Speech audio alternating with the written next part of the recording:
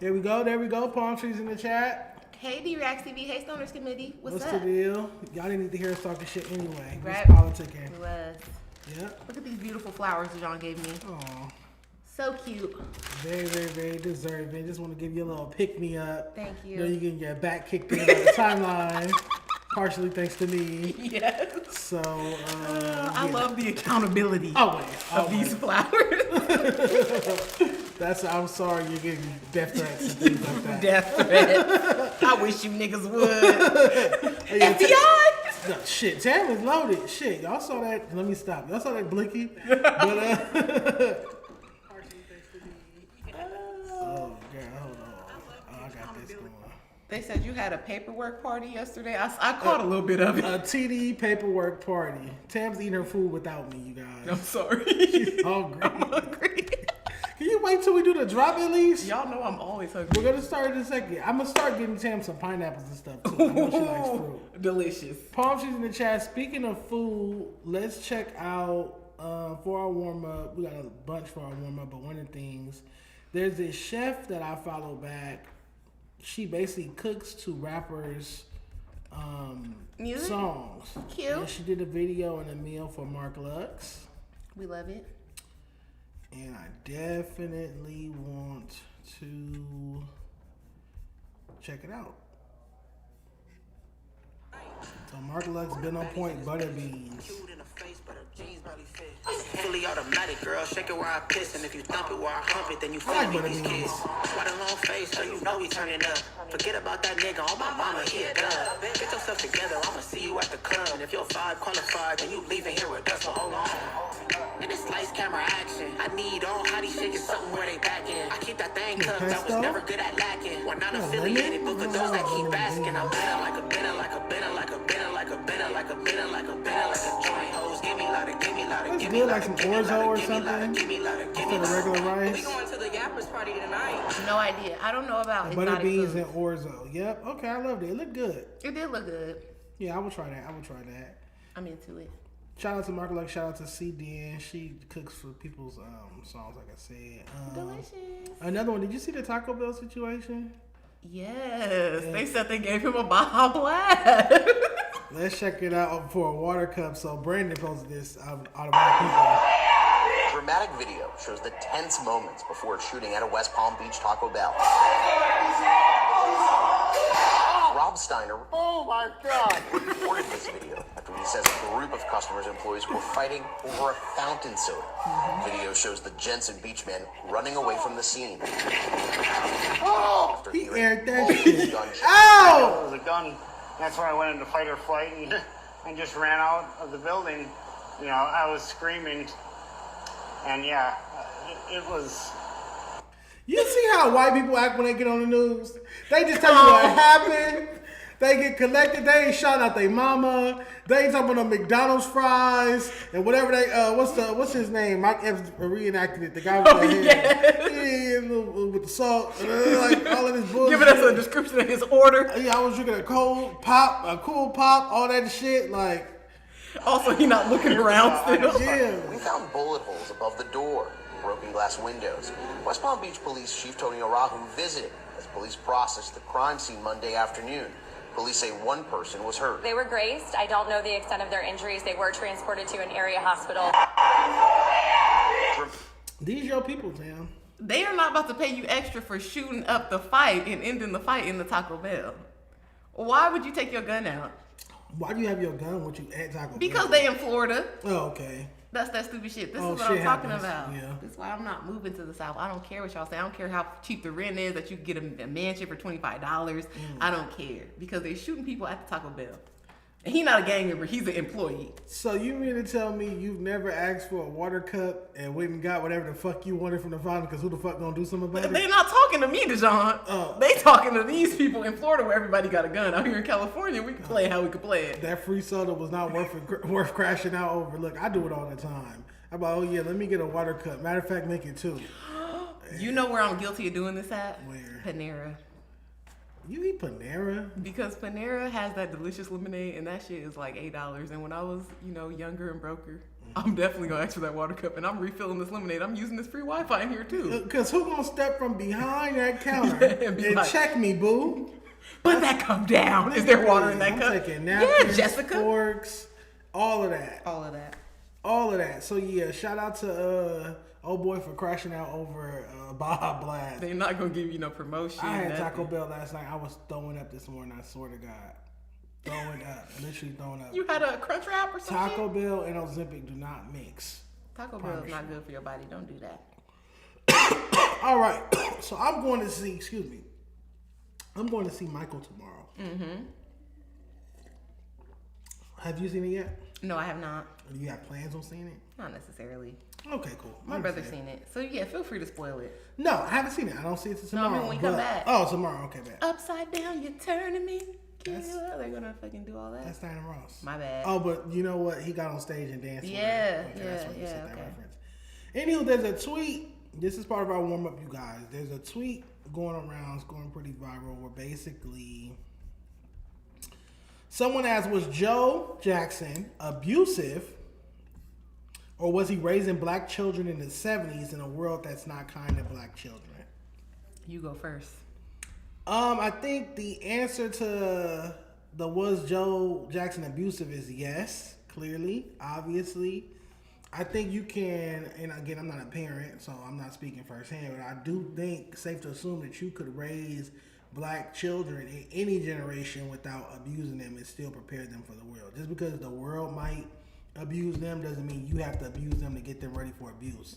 Like, oh, let me beat you overtly so that when you face challenges in life, you don't care because you already had your ass whooped by your daddy. Mm-hmm.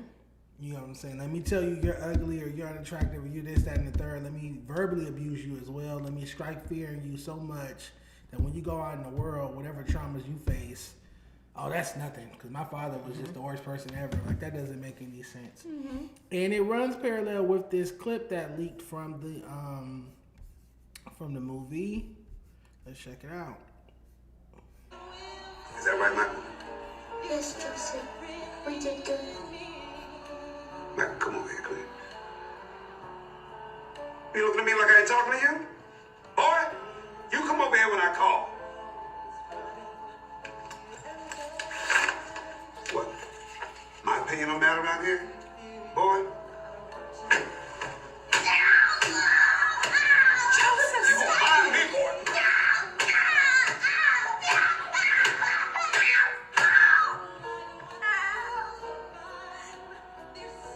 We rehearse till you get it right. In this life, you're either a winner. That's right. You gonna cry, go on cry. Go on, big nose. Sit it. Is that right? So yeah, despicable human being whooping your children because they're not playing instruments and singing and dancing to your liking is crazy. Not like they did something troublesome or wrong that you're instructing them not to do. That's different. Then they get disciplined. But in every narrative that we've heard about the Jacksons, they will get whooped for messing up in the band, and that isn't something that you should get punished or whooped for. Okay, my opinion is gonna be whatever y'all want to make of it. But I feel that in that time period especially, and I looked it up to back up my theory because I have this theory with my own family. Okay. Joe Jackson is raising children in a time where everybody beats their kids. That's the first thing. He's just he beat his kids into being famous, while a lot of other parents beat their kids into drug abuse, bad relationships, ain't shit at the job, abusive thing, violence is always the answer. So Joe Jackson has the successful outward success of what happens when you beat your kids essentially for a purpose and not just on some you didn't do what I say, but because that's essentially what that is. I'm not agreeing with it, but it's more extent of what all black people of any age group, maybe up until this point, of you do what I say. Okay. Period. It doesn't matter. You don't question me. You don't think for yourself. You do what I say. And the minute that you don't do that, it's going to be a problem. I would find that a lot of black people in America, more often than not, were raised like that. Maybe your parents wasn't beating the shit out of you, but either way, there was consequences for you not doing what they said when they said it. Second, for my theory, Joe Jackson was raised by people that were raised by slaves. All right? Joe Jackson's dad, Samuel Joseph Jackson, was born in 1893. Slavery was abolished in 1865. These people were raised by people that were beat and poked and prodded for doing whatever. Do what the fuck I say. And you not doing it is not only a sign of disrespect, it could cost you your life. Okay. That's how these people were raised. Is it smart? No. But this is our culture. This is why it's important to understand your history. Because you see the mother over there sitting calmly while her kids is getting beat the fuck up because she knows she could be next. Yeah, I do want to cite, because that is a narrative that Catherine was being abused, and perhaps she was being abused emotionally or verbally, but she has said before that Joe's never laid a hand on her. Sure. She has said that in interviews. But I feel that if you're watching a person do that to your children, like you said, unprovoked, they're not doing nothing wrong, and I hurt nobody, they're just not getting the step down, like you said, at a certain point, any thinking human would step in, and she did not.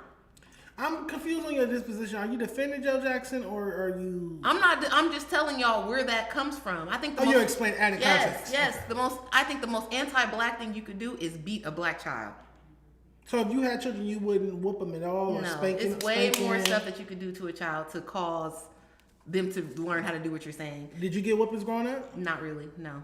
I got whooped maybe like 3 times my entire childhood. Same. Like twice by my mom, maybe once by my dad. I got a whooping. Yeah. I slammed the door and he was over it. My family was more psychological damage. Yeah. Mine was verbal abuse. Like verbal abuse. Shut your fat ass up type shit. No. Yeah. Go carry your fat ass in the room. And my grandma was like very deep with her psychological drama. Because we had to go to church a lot. My grandma super Jesus out. So she would be like, you see, you don't listen at the house, or you don't want to be at school. You see these homeless people we feeding, you're going to be in this line. Something I wanted to retort back to, because I low-key, I agree with certain parts of what you're saying, but I disagree with other parts, Tam. Mm-hmm. You said he had the success story, and I don't think he had a success story. Michael Jackson is dead. I don't think he successfully raised Michael Jackson. Yeah, Michael Jackson, worth $1 billion, sold all these records, greatest entertainer of all time, most famous person. As a manager, he was successful, but as a father, Joe Jackson was a failure. His son, look at how his son looked like an alien, inhuman. His son, I've never seen another person, sans maybe Little Kim, look like that. It's crazy. I would blame the perils of fame on that and not Joe Jackson beating him. I think just in that clip right there, if this is an accurate depiction, what did he say? Big nose. But he made all of them got a nose job. So putting that on making your children feel unloved, ugly, that's a failure as a father. Okay, I don't disagree. You're supposed to instill confidence. Like growing up, that I will say that because the most of the shut up fat ass was mostly my mom. My father always used to tell me, "You're handsome. You're handsome. Okay. You know, you're good looking. You're handsome. You're handsome." He always instilled that confidence. Like he always instilled that be confident in yourself. Don't worry about what people say about you. That type of stuff. I would say I get my confidence from my father. I feel like that's part of parenting. Again, I'm just freeballing behind no kids. No, same. I mean, neither of us. But I also feel that Joe Jackson, and again, I'm not on his side. I don't agree with beating your kids. But I feel that he has been memorialized as just abusive and that he beat the shit out of him. He also had to have some good attributes because they wouldn't have reached success. They wouldn't have been able to do all the things that they did and stay together. Most of them are still cool. I think what you're conflating is his managerial aspects with his parental aspects. I think he's a terrible father, and I think he's the greatest talent manager of all time. Thank you. And you can't have both. That's why when people's parents are their manager, I instantly feel bad for them because you're sacrificing your familial relationship for money. Even Brandy. You don't like Sonya? Listen, Sonya has a horrible reputation for how she has managed Brandy, how she made the other people feel, alienated her from relationships with other people, because she's looking out for her daughter against everybody else, squad up. That's true. Even to her detriment. Yeah, got her kicked off Thea. That show canceled. Yeah. All right. I can't wait to see the movie. I need to see more. I did see another sneak peek of a scene where Catherine finally stood up to Joe and like, you can't beat him no more. Like, you just can't beat him. And she could have did that from jump. Because again, per Catherine's own words, Joe never laid a hand on you. I would be more apt to believe that if you were standing up for them kids. So, yeah. Can't wait to see that. I'll have more feedback next week. Hopefully Tam changes her mind and go see it. Because remember, I wasn't going to see it originally because I don't want to give them white kids no money. But because I'm being took to see the movie, it's not my money. Okay. So... I guess if I see it, we'll talk about it. We'll review it on Wednesday away from me. I want to do one of them movie night streams that you be doing. Yes, we're going to have Monday movie night, Michael Jackson. All right, bet. Let's plug this show real quick. because they need to get their tickets. Get your tickets. A Day in LA live. Yes. It's on June 20th. Saturday, June 20th. Get your tickets. 310 Baby, Compton AV, Jay Reddy, Mark Luggs, Roy, Asia Siete, a host of other artists. Desto Dub will be in the building, selling and passing out merch. Ethica will be in the building, giving out care packages. So make sure you pull up food, drinks, hookah, the whole 9 yards. The works. Storm the Barge will be in the building. It's gonna be lit. A Day in LA. Make sure you get your tickets. Tam, check your DMs. Where them super chats at, man? Bring the super chats out. Bring that money out. What Carisha say? Spin that shit. Spin that shit. How do you feel about Carisha in the song? I didn't hear it. Is that how it goes? Yeah. I want her to retire and just do her podcast and be like an influencer. I'm tired of the, because she did have a little something with that last single. You know with it's the tea parts. when you see them two fingers. Yeah. That Like shit. she had a little something. You ready to eat? Let's do it. All right, so you guys, we got some more love from a sponsor, Every Table. Shout out to Every Table. Shout out to Every Table. They sent us some food today to try. What do you have? I have the delicious Lil Grifos stacked enchiladas. And I have G. Perico's Birria mac and cheese. We're about to get this going. Let's check it out.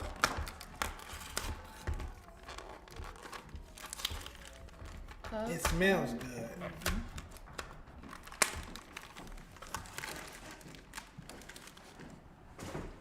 All right. I like it. It's actually pretty good. And It's a little- spicy.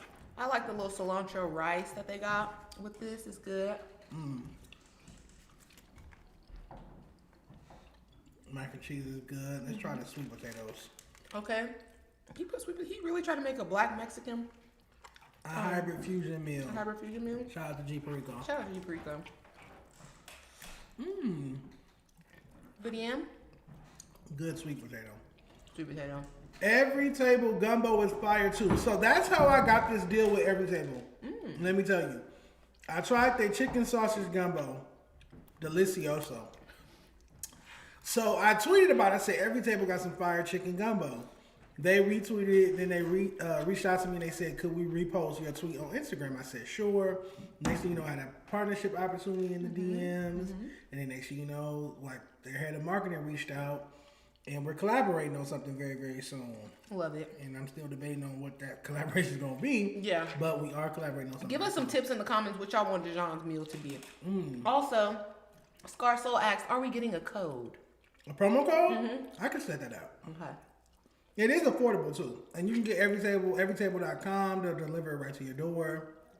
Period. They have restaurants all over LA. And you can go to like Erewhon and certain grocery stores and you can get these meals and just heat them up. Erewhon. That's a place that Tam can go. Wow. And you know I love a snack. Too expensive. I went in there and the mangoes was $18. $18 for a mango? A little cup of mango, like, That's ridiculous. I passed several mango salesmen on the way to this Erewhon. I don't think it's bad podcasting to eat on camera when you're eating a sponsor's food. I think it's bad podcasting to eat on camera like when you're eating policies or something. Policies? No shade, and Hefe. Was Aunt Hefe eating policies on the pod? Several times. Say it ain't so. And what was Spotify eating with Doughboy? It's crazy when a fat person's telling you not to. Don't calling Doughboy fat is mean. Yeah. I remember when he lost all that weight because Russell Simmons had him go vegan. For the All Def comedy? When he was working there. I'm gonna have one more bite. This is pretty good though. It's just spicy, but I'll deal with it. Delicious. Delicioso. Okay, my last one. Shout out to Every Table. Let me show you guys little Griffo and this meal. You guys should get it. They have the new stacked enchilada that Tam just fucked up. Delicious.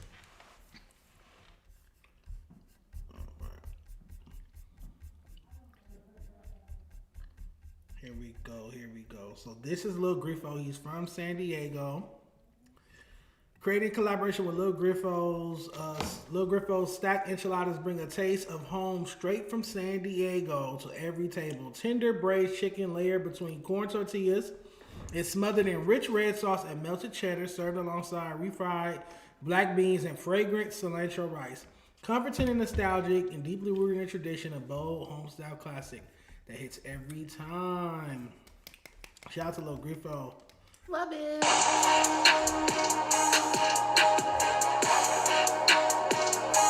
All right, Griffo, let's get it. You ready? Come on, brother. All right. So we're gonna make some stacked enchiladas today. Okay. Right? You know, we were really excited to make this recipe with you. I wish my mom was here to see me cook this, man. Enchiladas, man. Enchiladas. I grew up eating them as a kid. So my mom will always make them. My grandma, shout out to my grandma, make that and chile rellenos, you know, fill the house up with that good smell. And I feel like it's everybody needs to taste the enchiladas. My first bite. Man, it's fire. That's fire, right? Yeah, the sauce, the rice too, it hits. Mm-hmm. The beans is on point. You did good, bro. You did good, brother. Thank you, man. Appreciate you guys. Shout out to Every Table. Shout out to Every Table. So, do you just tell them what you want to eat and then they make the recipe? When I go to the kitchen, I'm going to be cooking. Okay. I just don't know what I want to cook. What's your best dish, Dejon? I can cook anything really well.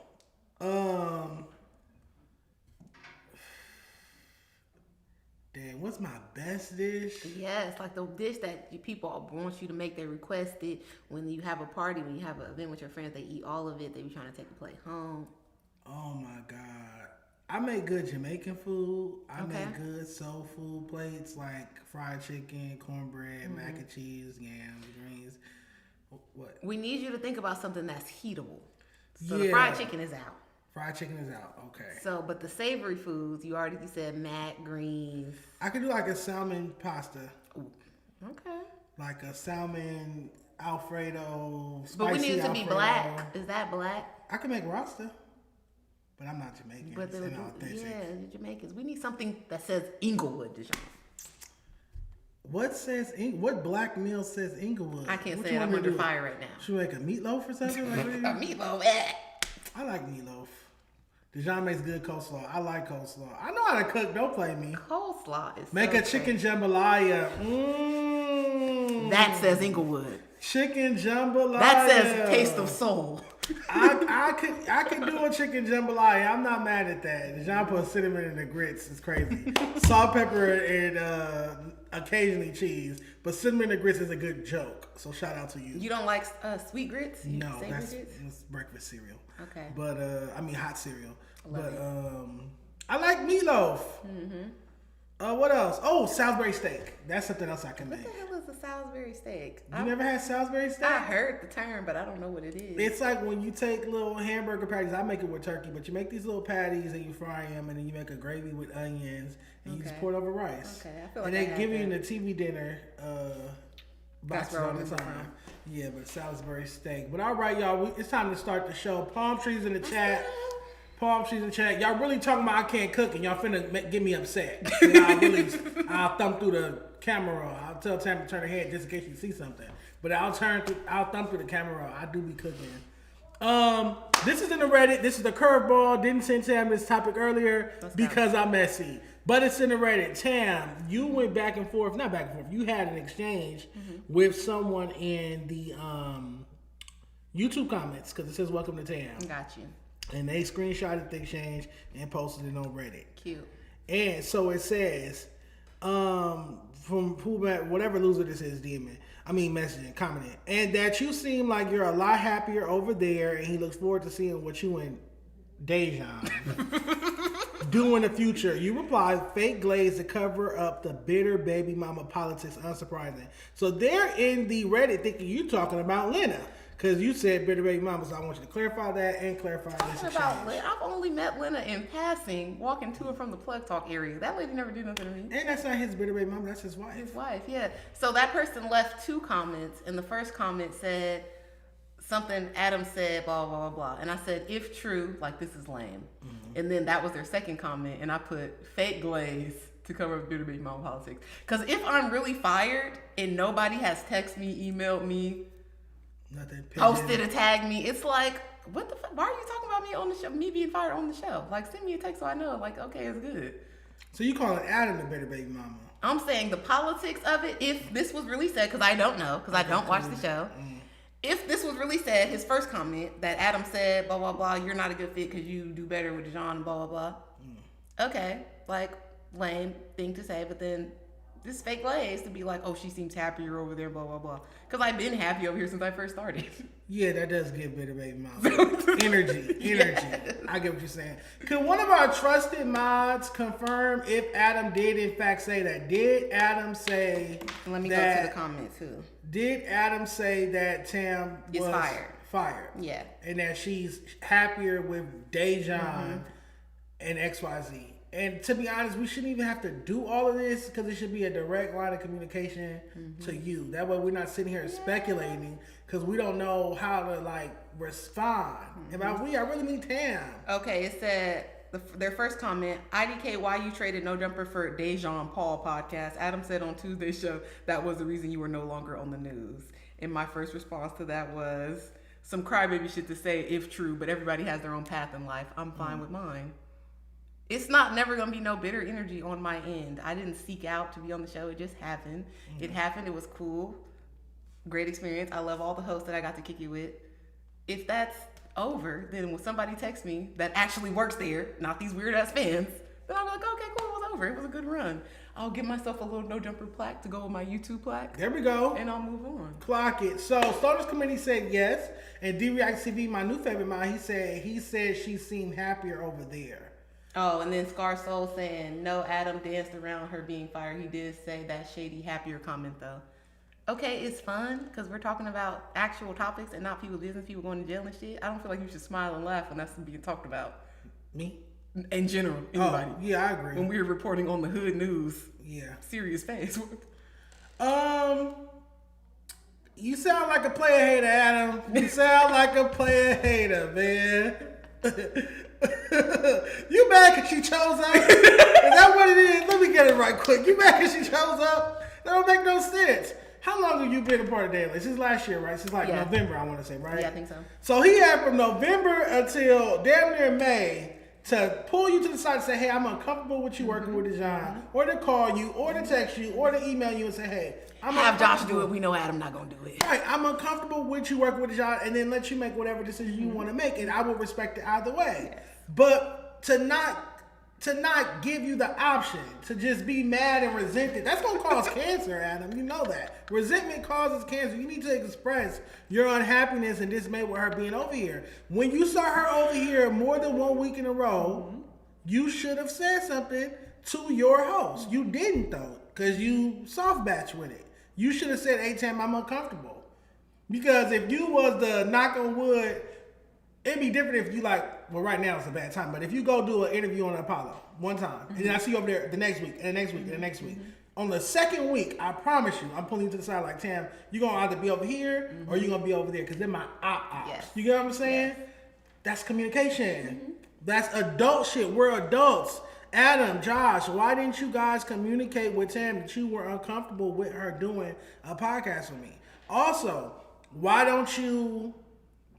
I feel like you should tell all your hosts not to do podcasts over here. You should tell all your hosts to not communicate with me. Not all your hosts shouldn't be in my comments on Instagram and DMing me all the time and telling me what's going on over there. Cut it all off then, because I don't really give a fuck. Cut it all off then. Don't just, it's weird that you're only taking out on the female.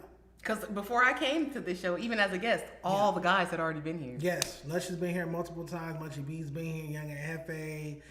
Brandon when he was still with the platform. I'm sure I could keep going. Suspect, Tay third. So like... Yeah. And like I said, Adam, you called me twice last year while you was on camera and talked to me about topics. So...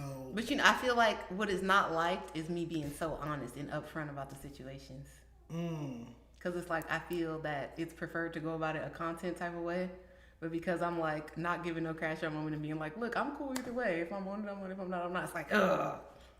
Don't be on it then. They want to see you melt down. And then they'll have you. Maybe. They want you to pull a Jalise. I'm not going to say that. I'm saying it. They want me to do something. That's how it feels. Because there's been no communication. But everybody, even the other employees up there, like my coworkers are like, Tam, I don't know what's going on. If you fired, that's fucked up. Blah, blah, blah, blah. Like...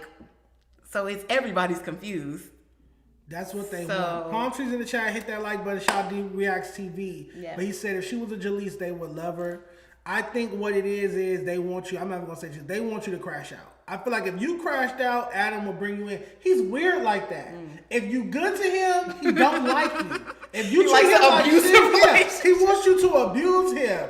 Then you will earn his favor. Have you noticed that? Because I've never seen him be nice to anybody until Munchie be disrespecting him, got drunk and disrespected him. Start kicking him. Right. So I feel like that is what he wants, and to me that means you're a hoe. But yeah, that's crazy. That is crazy. And Tam, I'm sorry you're going through this because you don't deserve to be played with like this. You big Tam, not the little. Not the little one. And then the whole idea that, I'm only here to sell merch. I've been selling shit since I first got to No Jumper. Y'all don't remember the skateboards? Yeah. I care about money more than I care about everything, okay? It's myself, number one, my family, and it's only a couple of them because I don't fuck with all of them. It's like a handful of family members. And then money. That guap, that boy. What the fuck do y'all be talking about? And I don't care about clout. I don't care about fame, adjacency, sitting next to niggas that's famous. I'm from LA. I can go outside and meet famous people. It's very easy. I care about what the check say and Hefe. That part. So all the other shit is like cool. And if this is drama going on, keeping me viral. I've seen myself on so many thumbnails. I'm disgusted, but cool. Keep it viral then. Keep me like in the conversation. I appreciate it. Whatever y'all got to do. So say you get a call, or not because you don't get calls regarding this. You get a text from Josh tomorrow. Yeah. Pull up to the news, question mark. It's like so dainty. News, question mark. So Scarlett Johansson. That was me. News.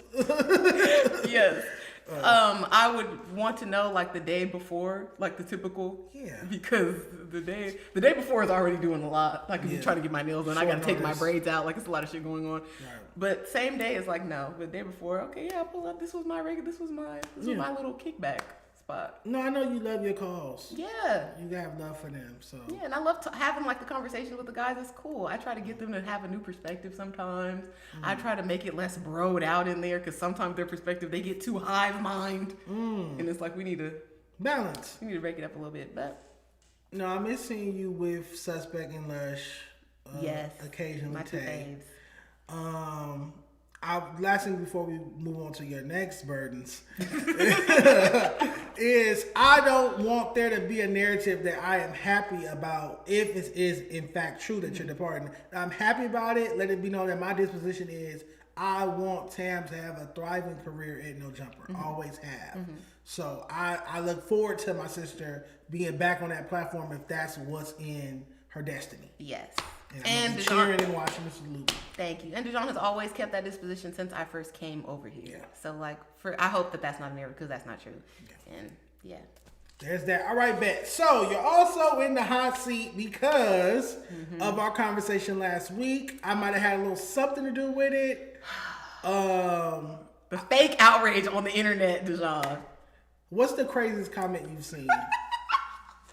That you can recall. Tam, you disappointed us. Black men, we supported you. And it's like, did you even buy a Tam shirt? Where's the support? What support are you talking? Y'all being in my comments being horny and then getting upset when you see something that make your dick soft is not support.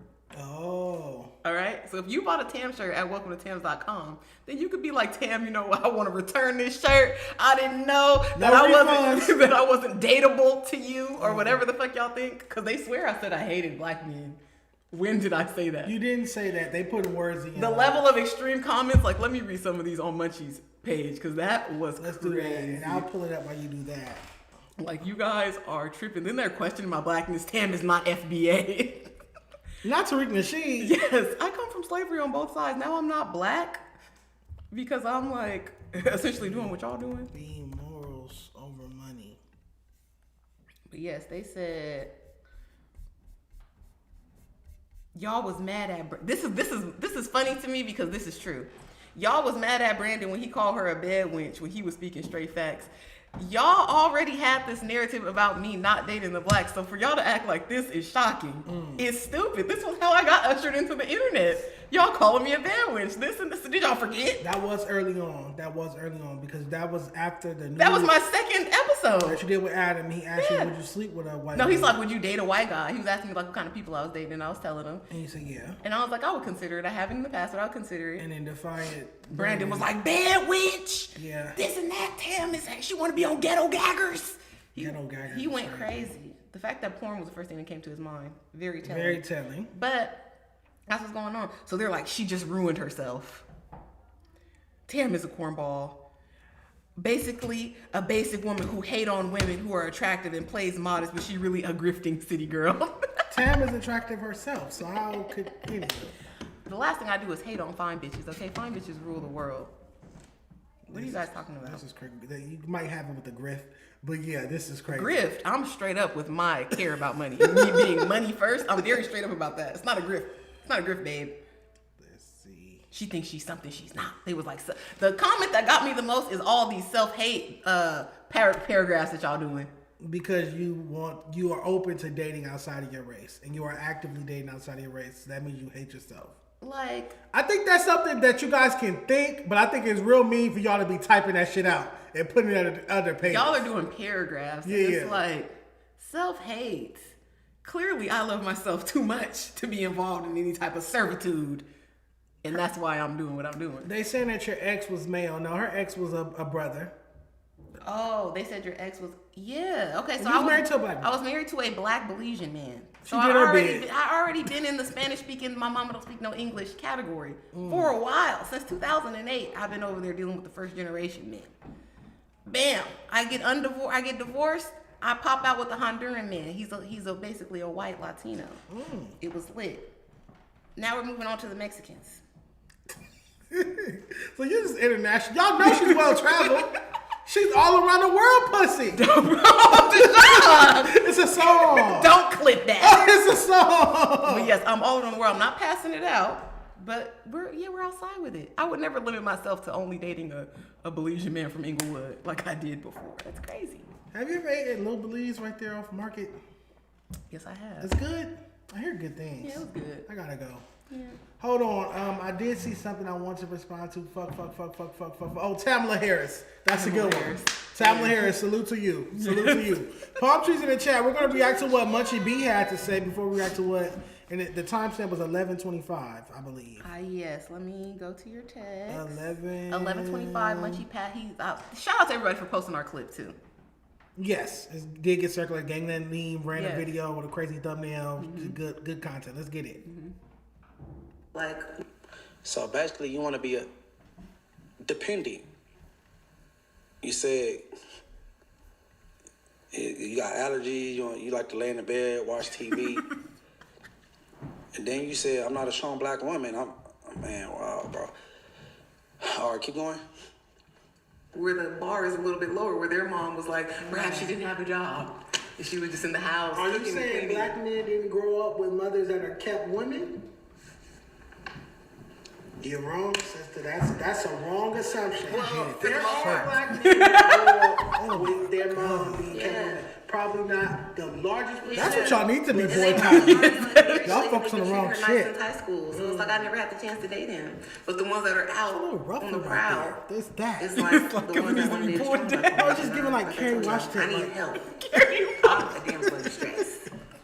Olivia Pope I need to be saved. I need to be. All right, let's fast forward. Yeah, my bad.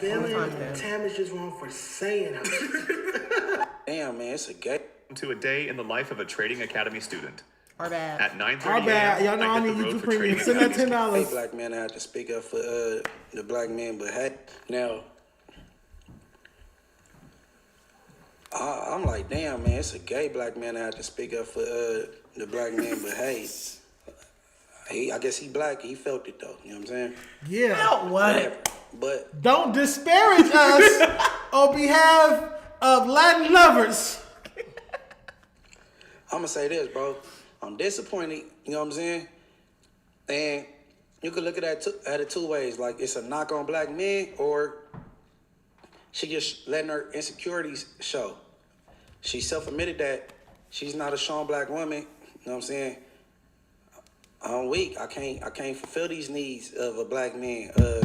Before I get your official response to Munchie B, can you clarify what you meant when you said that you're that you're not a strong black woman, you're weak? Can you clarify that if there's any clarification needed? Y'all know the colloquialism, like strong black woman. Y'all say that about black women, meaning that we can handle anything, and that we always got it, and we always got everything under control. And we can raise kids, and we can work, and we can do, and all that, and I can't.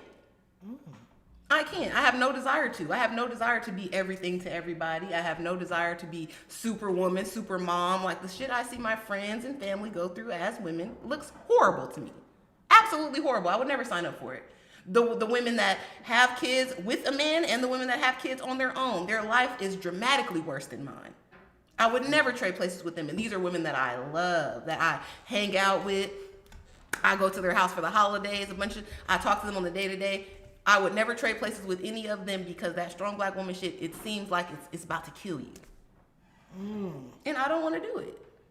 I think I respect that. I think that's your preference. I feel like it sounds like you just don't want to have to deal with all of that pressure. It's too much pressure. And then and for what reward? For you still to judge me against women that don't do none of that shit? I was just about to say, because you could get to be a dainty, damsel in distress white woman who just get to stay at home all day and drink vodka and curl her hair, tease her hair. And pick the kids up from school or wait outside for them to get off the bus and put some shit in the microwave for your husband and that's it. Yeah, that's all it is. Like, white women are famous for not knowing how to cook.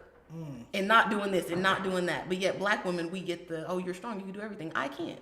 Yeah, when you're a black woman, you have to get up, go to work, do all that, then come home and do all the housewife stuff and the mom stuff. And be happy about it too. Because even on the earlier part of this, Munchie was like, smile all the time. Well, why would you not want to be smiling?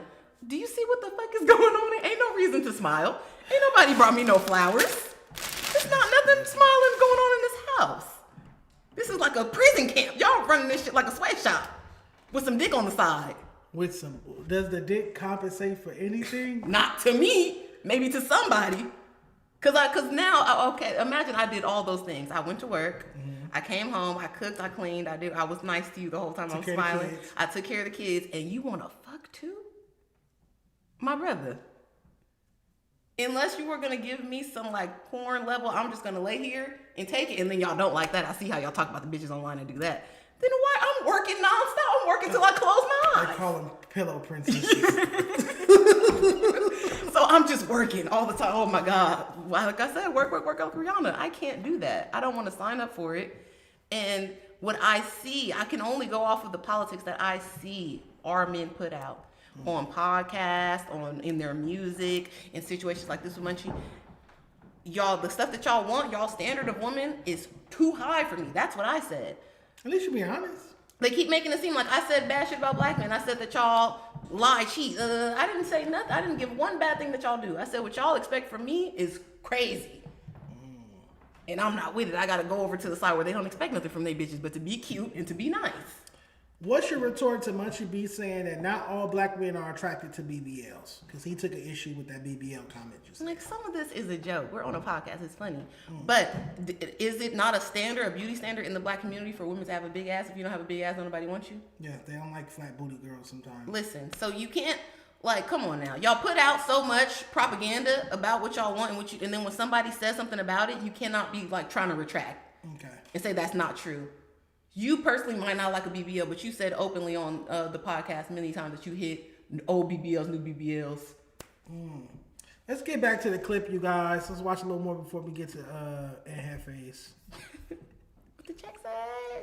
He said, all I got is outfits and personality. Now, that's crazy. So you could just get cute and speak, that's it.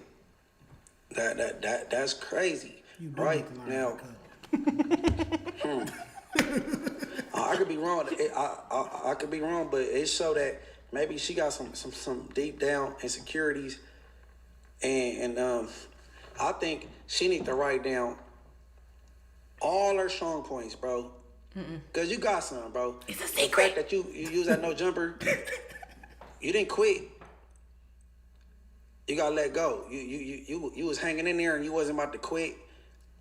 I think that's a strong point. I think that when Wax sent Jalik at you to talk about your ex-husband, which I think all that was a lie, you know what I'm saying? But how you handled that with class, you had to get disrespectful. I think that was a strong statement right there, you know what I mean? But, I mean, you called yourself weak or whatever. And then the things that you think that's your weak points, write them down, the ones you care to fix. Because that's a quick fix, bro. Like, I don't cook. What? It's not that I can't do these things. It's that I have no desire to. Hold on. That is the crux of the issue. I didn't say I can't be strong, that I'm weak, that I'm retarded. I graduated high school when I was 16. I had my first apartment at the same time. Like, I've done a lot of things, a lot of strong things. I'm saying that I don't want to advertise that to the men. No, because if I'm coming to kick it with you, then you need to be the strong one. And I'm here to pick up the slack. That's it. Why would I go full throttle independent woman when I'm with you now? The shit that I could do by myself in my own apartment, may it never be seen by the public. I don't want nobody seeing me mount a TV or putting together furniture or dragging all the groceries in by myself. No, because the minute I start fucking around with you, you doing that. You doing what? All of the things. So what the fuck are you doing while they doing that? On your phone, TikToking? Listen, Dejon, what I have, I'll create a vibe. Hey, this nigga bullshit, y'all. Real quick, before we get to this heavy video, I just want to let y'all know real quick, this nigga is bullshit.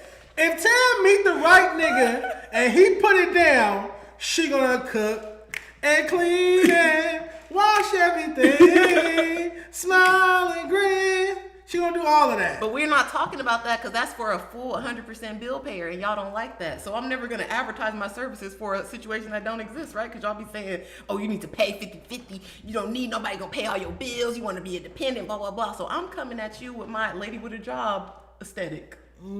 If you wanna pay for everything, I could definitely get Nara Smith. I got a trad wife outfit.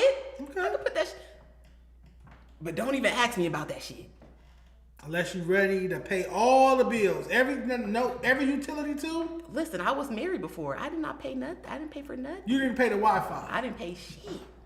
Now it didn't start like that, of course, because I'm not a gold digger. But you know, once the paperwork got signed, I wasn't paying for nothing. I was also getting gifts too. So what was you doing with your money the whole fucking marriage? Throwing that shit up in the sky. I went on so many trips. I got so many outfits. I started a YouTube channel. I bought camera equipment. I made him buy some shit too. So you've been a kept woman before. Yeah.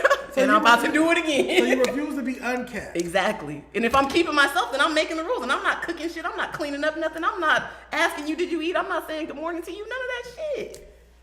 The chat is not liking this. But you know what the thing is? It don't matter what the chat say. It don't. Tam knows self. Tam is speaking to self. This is her life, her purpose. I obviously can't judge someone for how they want to live their life.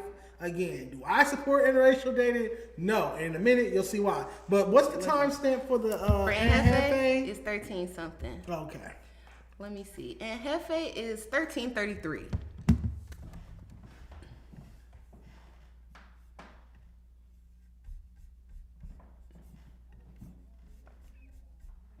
The thumbnail's crazy. The thumbnails have me rolling. Like I need to print these out. It's a 13, the song 1333. Munchie got a song too.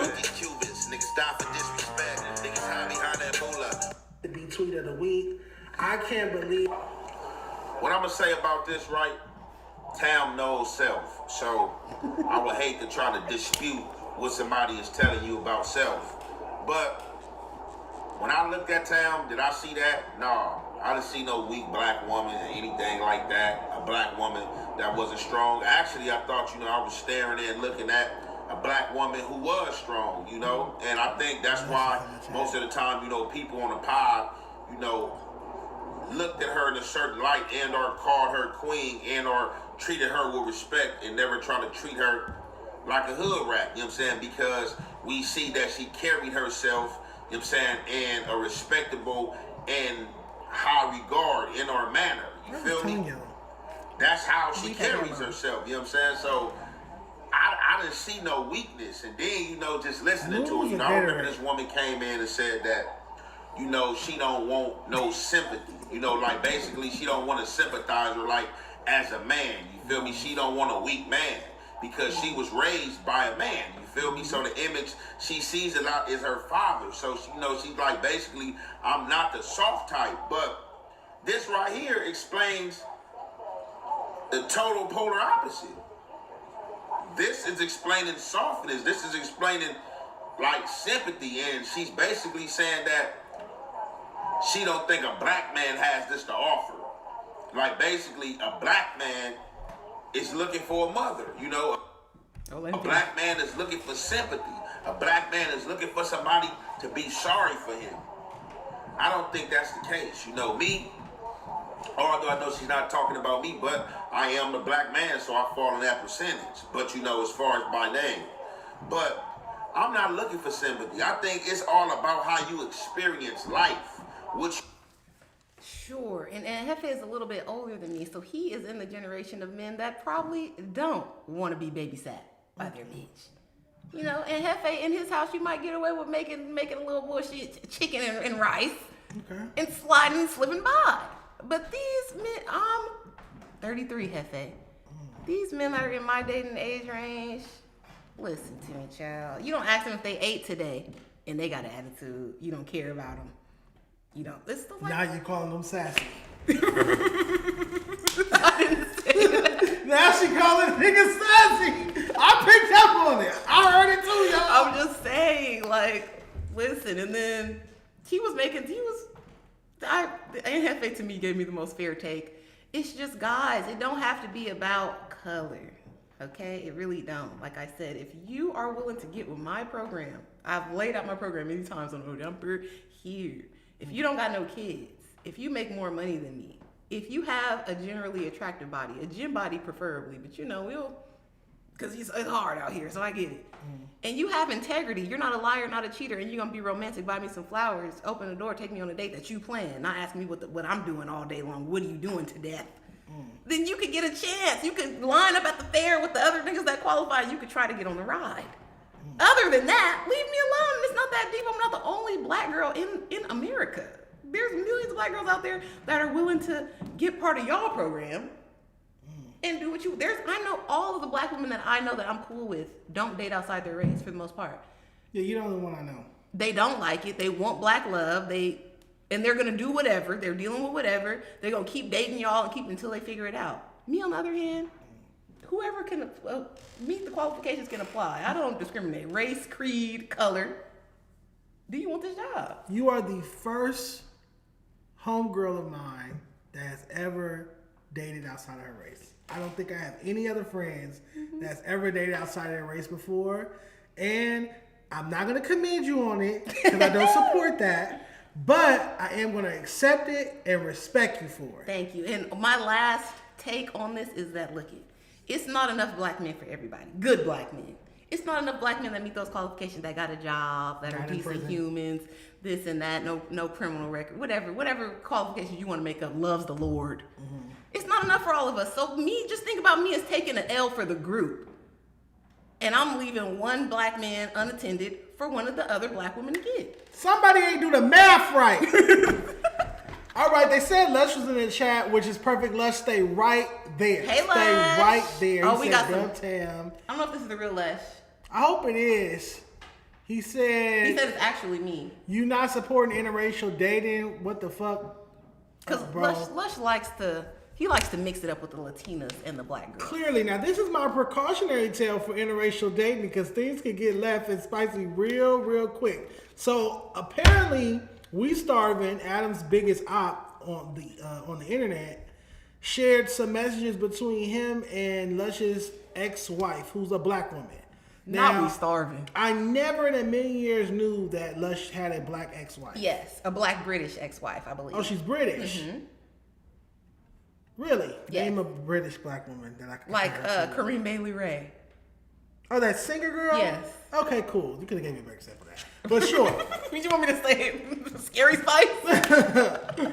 I'm going to read the messages, but there are some serious allegations in here. So she's saying he's a racist piece of shit loser. That's why. Also, she reached out to me because her and I always been cool and I have love for her. He said, yeah, that's why I miss you, because she told me that she reached out to you. I'm sorry for bringing you up. It's fucked up having to deal with him. Oh, no worries. Sorry I misunderstood. He's a bad person. It's quick to forget her, and I have been cool for years now. I just wanted to remind her she's a great person who deserves better. Honestly, if he says those things, he only exposes how racist he really is. He called me the N-word before. He's a deadbeat. And he said, We Starving is also somewhat racist. He said, with the A or the R. And she said, damn. And she said not an A. Because We Starving is not black. Why would he feel comfortable asking that? He uses the N-word a lot as well. I be peeping it. So allegedly, Lush's ex-wife is saying that Lush used the hard ER word towards her before. I believe he addressed it last night on the No Jumper show. Okay. And he denied it profusely. Okay. I've been around Lush a few times, but you've been around him a lot. Yeah. Do you think Lush is telling the truth? Okay. I feel like you have an ex, and that's hard to gauge, right? Like, you don't know what kind of ill feelings and all of that. We have seen the Lush and Germ dynamics. Lush he be doing little bullshit. So I could see why a person may have bitterness in their heart to try to come out and disparage Lush. I do not think that Lush would call this lady the N-word with the ER on it.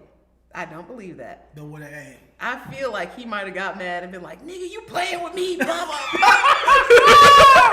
I would bust out laughing. Yes. If I saw Lush and his black partner arguing, and he just out of nowhere, nigga, you got me fucked up. Listen, because Lush, I love you so much, but I've seen how he gets when Germ piss him off. And he be like, that she's acting like a bitch. He gets very much 12-year-old white boy. Yeah. I hate you. Listen, so I can see him be like, nigga, you got me fucked up. You got me fucked. Sarah. The fuck you think you could talk to me like that? You know, what did he say about Germ? You think you could challenge my manhood? You know who he reminds me of? He reminds me of, you watch the Boondocks, what's the old white man, his son? And Charlie Murphy playing. What's the Wexler brothers? The original is the Wexler brothers. That's Lush. People got all that money, just some fucking spoon white dude that loves black culture. That's Lush. Look, Lush, so man. This lady saying that she hard ER, I don't believe it, especially because you're a British person too. So it's like he called you a nigga, but I'm not gonna say I believe it. I don't believe it. I wasn't there. I'm gonna say I would hope that he wouldn't. Yeah. And if he did, hopefully you took a frying pan that you fried chicken in and knock him across the motherfucking head. You want to know another reason why I'm not giving this lady maybe the points that I would in another situation? She was a non-citizen, so you already married Lush, so you could be American. Oh, you played her. You're not about to come here and be like, oh, he called me a nigga too. Like, hold on now. Why would you want to leave the UK to live here? I guess because sunshine? And like better monetary situation. Like you can make more money here. It's hard to get a job. Black people better over there. No, they're racist. That's why all their black actors come out here to be in the movies. Yeah. Lush, if that's the real you, call in. Call me or Tam if that's the real you. Yeah, otherwise, Lush. This is the fake Lush, and we kicking him out the chat. No, he texted me. Yeah, that's me. My ex-wife is a liar and is butthurt making shit up. She was in my girl's inbox trying to start, not you coming after Joe. This is what I'm saying. Like, it's giving bitter Bakisha. Did he call her, did you text yes or no? Did you call her a nigga? Did you perhaps say nigga? Call her a nigga. Or nigress? In a heated argument. Now, what would you do if one of your exotic partners call you a nigga or nigger? A hard ER is, we're done. Okay. No, because I don't like race play. All right. And I'm dating Latino, so I'm a nigga. You a nigga too, bitch. Like, who told you wasn't a nigga? You better pipe down before I call them people. Because just like I could call the police on a black man, I could call them on your ass too, Javier. Oh. I thought it was Enrique. If you don't think you above the program, we all minorities. Lush, this is... Oh, wait, it's Lush. Here we go. Mic up. Hey, Lush. Now my neurodivergent ex-wife is trying to fucking hop out the cussing clout chase because she's a fucking Disney TikToker.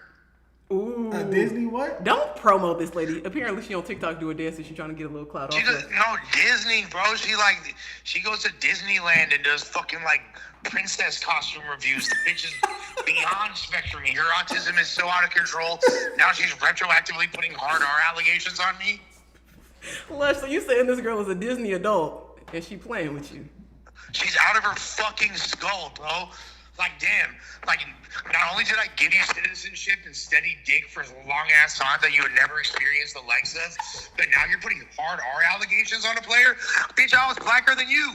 I introduced her to all her first black friends. See, and now she at Disneyland, she rolling around with that U.S. passport at Disneyland on your dime, Lush. Real quick, Lush, when you say steady dick, I wasn't gonna say that. Do you mean like fucking every night, or do you mean like twice a week? What do you mean by steady dick?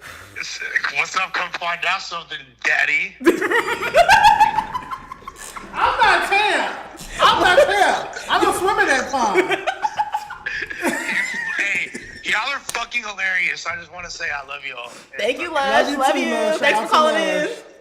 First, I just want to let you know I would never fucking say no dumbass shit like that. Y'all got me tweeted out your shit. Y'all heard it from Lush himself. He's saying it's cap. Cut the allegations. A Disney dancer is crazy. Well, she's like a Disney. You know what a Disney adult is. I don't. The adults that got a Disneyland pass and they go there all the time. They're getting on the rides. They're making TikToks, like you said. They're wearing outfits like a fucking biker gang. Oh, she's a loser. She's a loser. That's a waste of money. Unless you're streaming. And even then, like, I'm not in that chat. How many times you can go to Disneyland on the stream? I don't want to mod up for that. I'll pass. I'm straight on that. And you're there. And what I don't respect about the Disney adults is that y'all are ruining it for the kids. Because your big ass grown ass is there. Yeah, that's true. Disney adults. This is my first time hearing about it. But to each his own. People like different stuff. Some people be bowling and shit. But, all right. So we heard from Lush. What's next, Tam? What's next is Dejon and Flacco's video. T-Rail saying he don't want to be cool with Flacco no more. All right, so you didn't make it through the whole video. I'm gonna play some clips. Let's go. Flacco and I, as we talked about, because he called in we called him last week. We said we was gonna do a whatever. A TDE takedown. Yep, and we did it. So let's talk about it. I'm glad Flacco was transparent and admitted that he door dashed those bandanas. I respect Flacco a little bit more. Honesty, I like the honesty. Yeah. I do like the honesty. Hold on, where we at? Whatever. And also that he gave you a free little tidbit from his masterclass that he charges $500 for or something. Yes. Make sure you guys never ever book that. Ever. That's absurd. That's crazy. Oh yeah, we're gonna go through all of that. So even right here on page, page 5, right? Or where? The screenshots are on the screen right now. Got you. I'm looking at the ones. What page are you on? That's the first one. Go down a little further. Okay. Right here. That one, page 4. Okay. Miss Luna's invoice. Basically, if you read these texts, she's asking for payment, and she's not getting paid. He's flirting back with her. This is Musa. Yeah. Do you have my check? I know you said it will be ready on Monday. And he writes, LOL, hey, good morning to you too, Linda. That's crazy, man. But she's trying to get paid, and you out here say, Ella, pleasure. I'm not laughing. Yep. That's absurd. And then he says, I'm not either. You just never not said hello. And she says, really, do we need to scroll up and look at all the messages I sent you, how many times I called you, and how you just ignore me? And he says, why don't you ask me if I'm okay? And he's her employer. Is crazy. Crazy, right? So basically right there, what was going on was she was asking to be paid for her services. She was doing PR services for several TDE artists, including Reason. And months and months and months would go on where he literally, I read text in the paperwork that said where he would say, I'm broke. Like, I don't have it. And this is Musa. This is Top Dog's eldest son. So he's the junior. So it's like, yeah, your father owns a... Like, how much is TDE worth? I'm sure at least 100 million, 200 million, probably more than that. And you telling me that you're broke, and then so their artist, Alameda, because she felt so uncomfortable, according to the paperwork, she felt so uncomfortable living in the TDE house in Carson due to all the rampant attempts at sexual abuse. She moved in with the Luna woman. And so she's asking, since your TDE artist who signed you is living in my house, can I have grocery money, you to help on the utilities, things like that? And he wouldn't even reimburse her for that. Like, to feed his artists. Like, you're supposed to house and feed your artists if they're signed to you. He wouldn't do any of that. And anytime she tried to ask for her money, basically he would want to flirt with her. Like, she would have to flirt with him to get anything. Like, take his compliments, and he'll be like, oh, I don't understand how these other dudes work with you. You got big ass titties, that fat ass. All of that. All of these. It's just crazy. The paperwork is crazy. Whenever you get a chance, make sure you go through it. That is sick. And that's just so the sexual misconduct. Let me clarify this. The sexual misconduct is from, because it's 2 Tiffins. It's from Anthony Musa Tiffin. The sexual assault, which we're going to talk about in a minute, which happened after Cheesecake Factory, was Brandon Tiffin, who manages J-Rock. Okay. So it's 2 Tiffin brothers. So the paperwork doesn't specify. I just say Mr. Tiffin, Mr. Tiffin.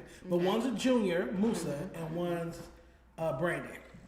Is Musa the individual that was basically went viral for shitting on Reason when he was on the show? Yes. He's like the vice president or something to that effect. And then Brandon does more so sales and marketing. Okay. And then manages J-Rock as well. Okay.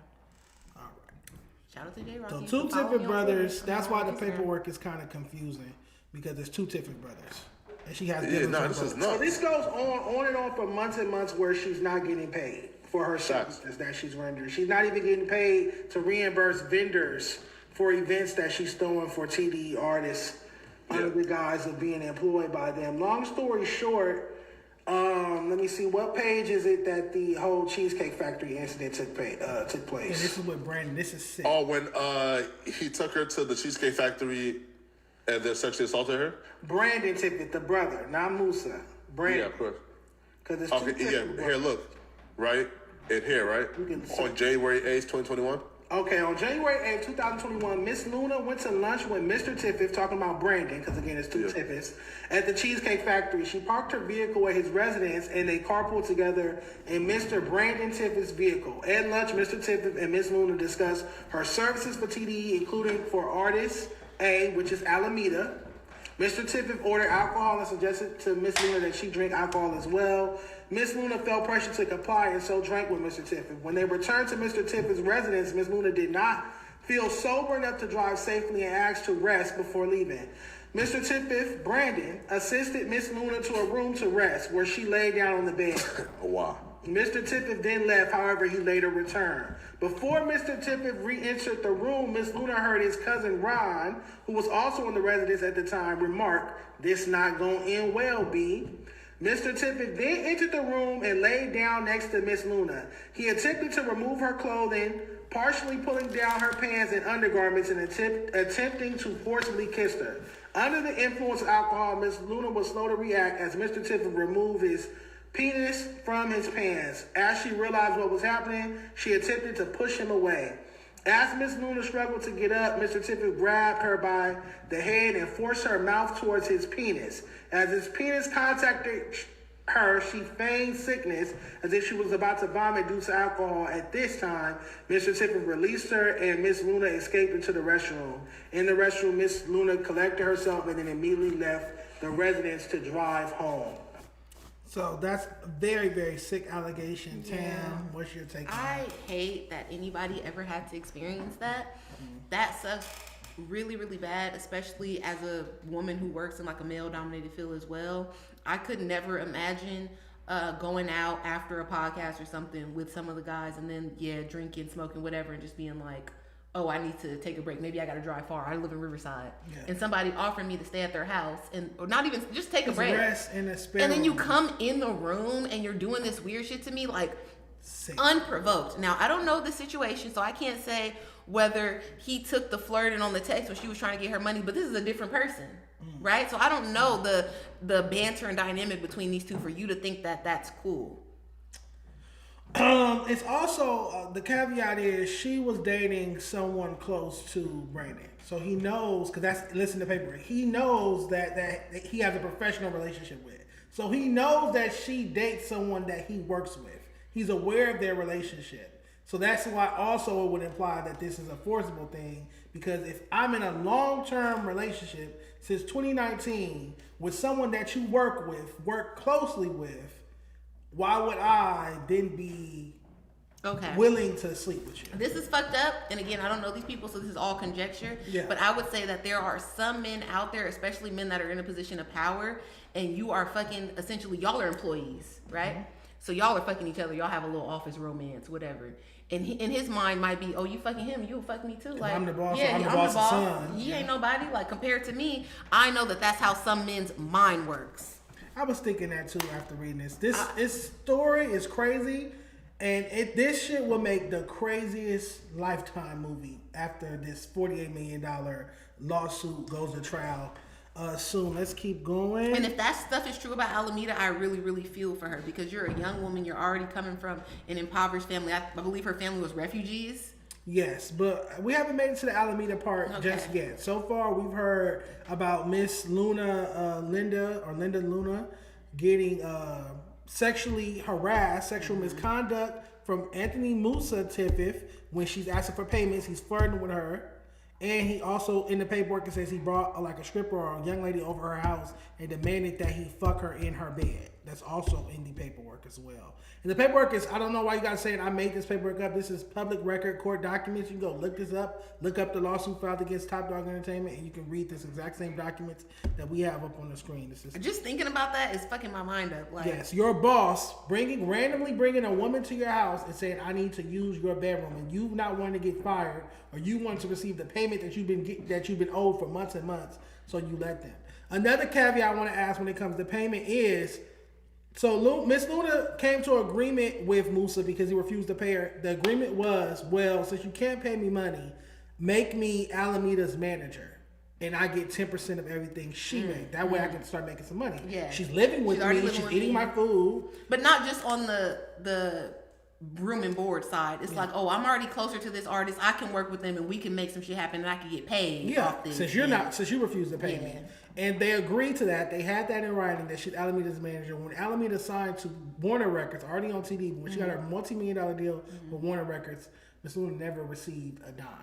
So not only are they robbing this lady, but then the brother sexually assaults her after a meeting at Cheesecake Factory, and the other brother is flirting with her and sending her inappropriate messages and things. So it's all around unprofessional. So there's that. Let's get to the Alameda part. That's listed in another clip. And that ties in Isaiah Rashad and Sir. Where is the part where it said Isaiah Rashad asks Alameda to watch him suck another man's dick? I think we passed that, but let me see real quick. Here. Item 70. So further in conversation, artist A raised another incident in which another TDE artist S, I'll let you guys guess who that is, had busted through her door when she was sleeping, stating that there were so many similar instances of inappropriate behavior directed towards women. Is this SZA? No, it's Sir. Not SZA. Why do you want SZA to be guilty of Sure. No. Actually, a female. What are you talking about? Yeah, but I thought Sir was a straight man. No, artist A is Alameda. Remember, she's living in the house and all the TDE artists have access to her. No. Facts though. So Sir busted the door, but I think Sir is about to tell her, oh no, sorry. I read too far up. Yeah, right. Explain the story. Yeah. So I'll start again. Further conversation. Artist A raised another incident in which another TDE artist, Sir, had busted through her door when she was sleeping, stating that there were so many similar instances of inappropriate behavior directed towards women. She also stated that Isaiah Rashad had, without consent, sent her a picture of his penis and videos that were sexual in nature. Miss Luna interjected, recounting that Isaiah had offered to pay Alameda's bills if he could watch artist A engage in oral sex with another man. Artist A he's a cuck? Excuse me? He's a cuck, right? Because, men who want to watch girls that are interested in being with other men are cucks. It's on some cuck shit, some Am 22 shit, but let's get to this next sentence. Artist A recounted that Isaiah had also wanted her to watch him engage in sexual acts with another man. Yeah. 666. So basically, in this, and this part comes from a meeting. So apparently, there's these transcripts in the paperwork of a nearly three hour meeting. Basically, Alameda's friend, and I talk about that in the next clip that T-Rail reacted to. Alameda, because she felt uncomfortable living in this TDE house in Carson, she asked could her friend stay with her. Her friend is the other girl, the other plaintiff. There's two plaintiffs, Linda Luna and Aya Atari. Aya is Alameda's best friend. She was only in this situation because she's staying with her friend because her friend's uncomfortable for moral support. Yeah. She got, allegedly, an attempt. Somebody tried to sexually assault her, give her liquor even though she was only 19, and sexually assault her. His name is H. Wood. He's a TDE executive. He still has TDE in his bio on Instagram. It says TDE Films to this day. In the paperwork, he's also one of the defendants. Anywho, because that happened to her friend, she called a meeting. She requested a meeting. She's like, look, my friend almost got raped. My manager has gotten great. So basically, they sat down with, I forgot his name, is something K. Smith, Mr. Smith. He's the general manager of TDE. He called them all to the office. They all had a meeting. Musa, Alameda, Miss Luna, everybody, to talk about what's been going on. And then Alameda recorded the audio. Ooh.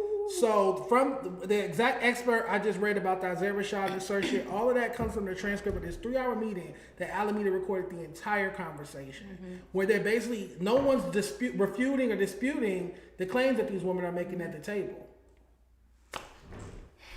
Disgusting. Let's get to the next one.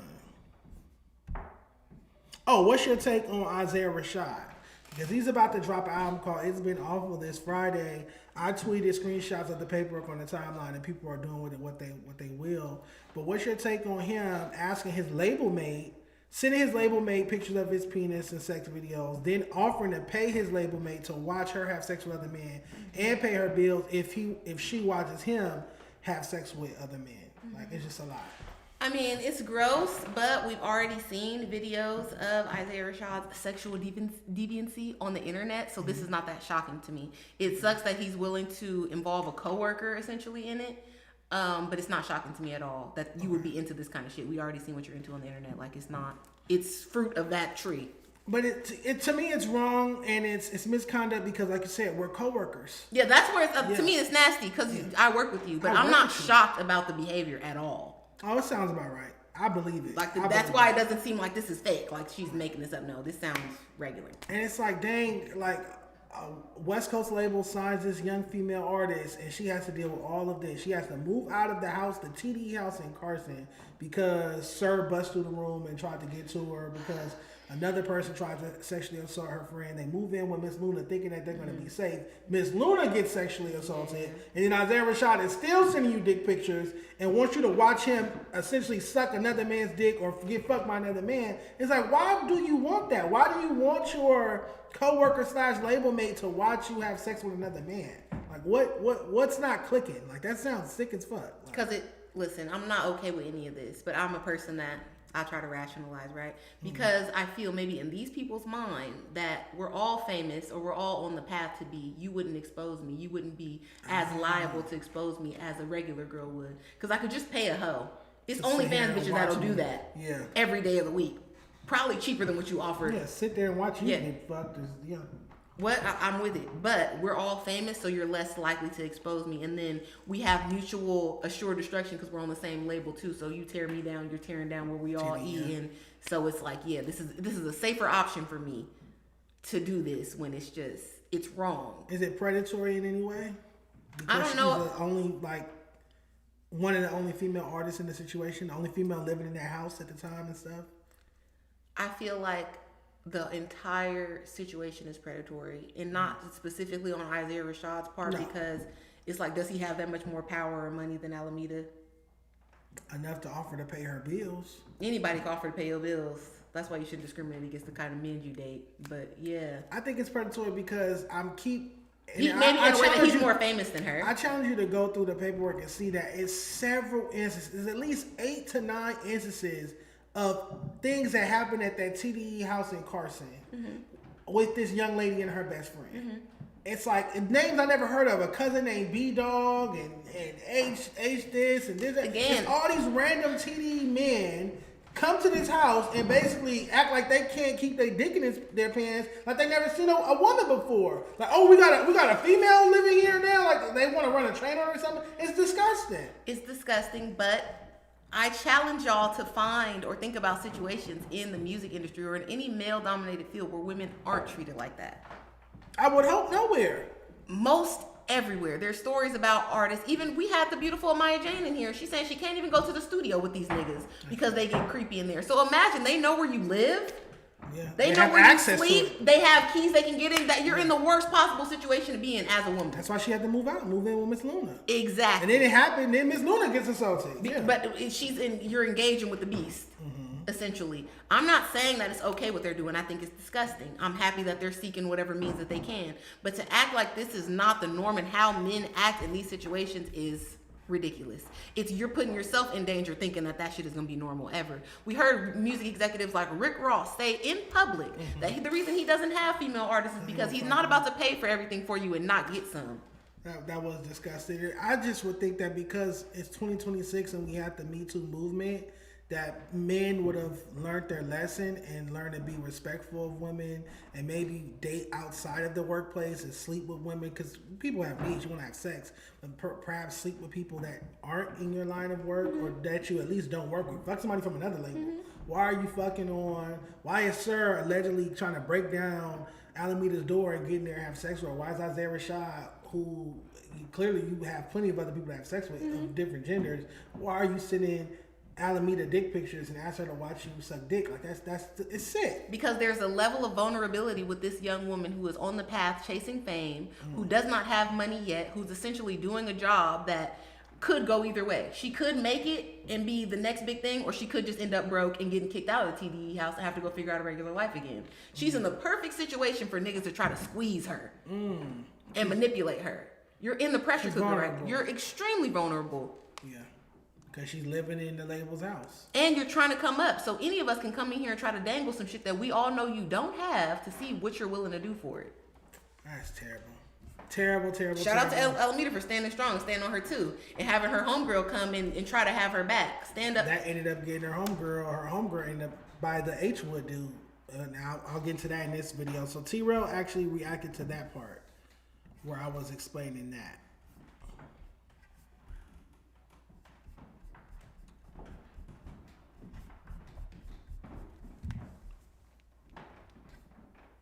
That way I got a freestyle.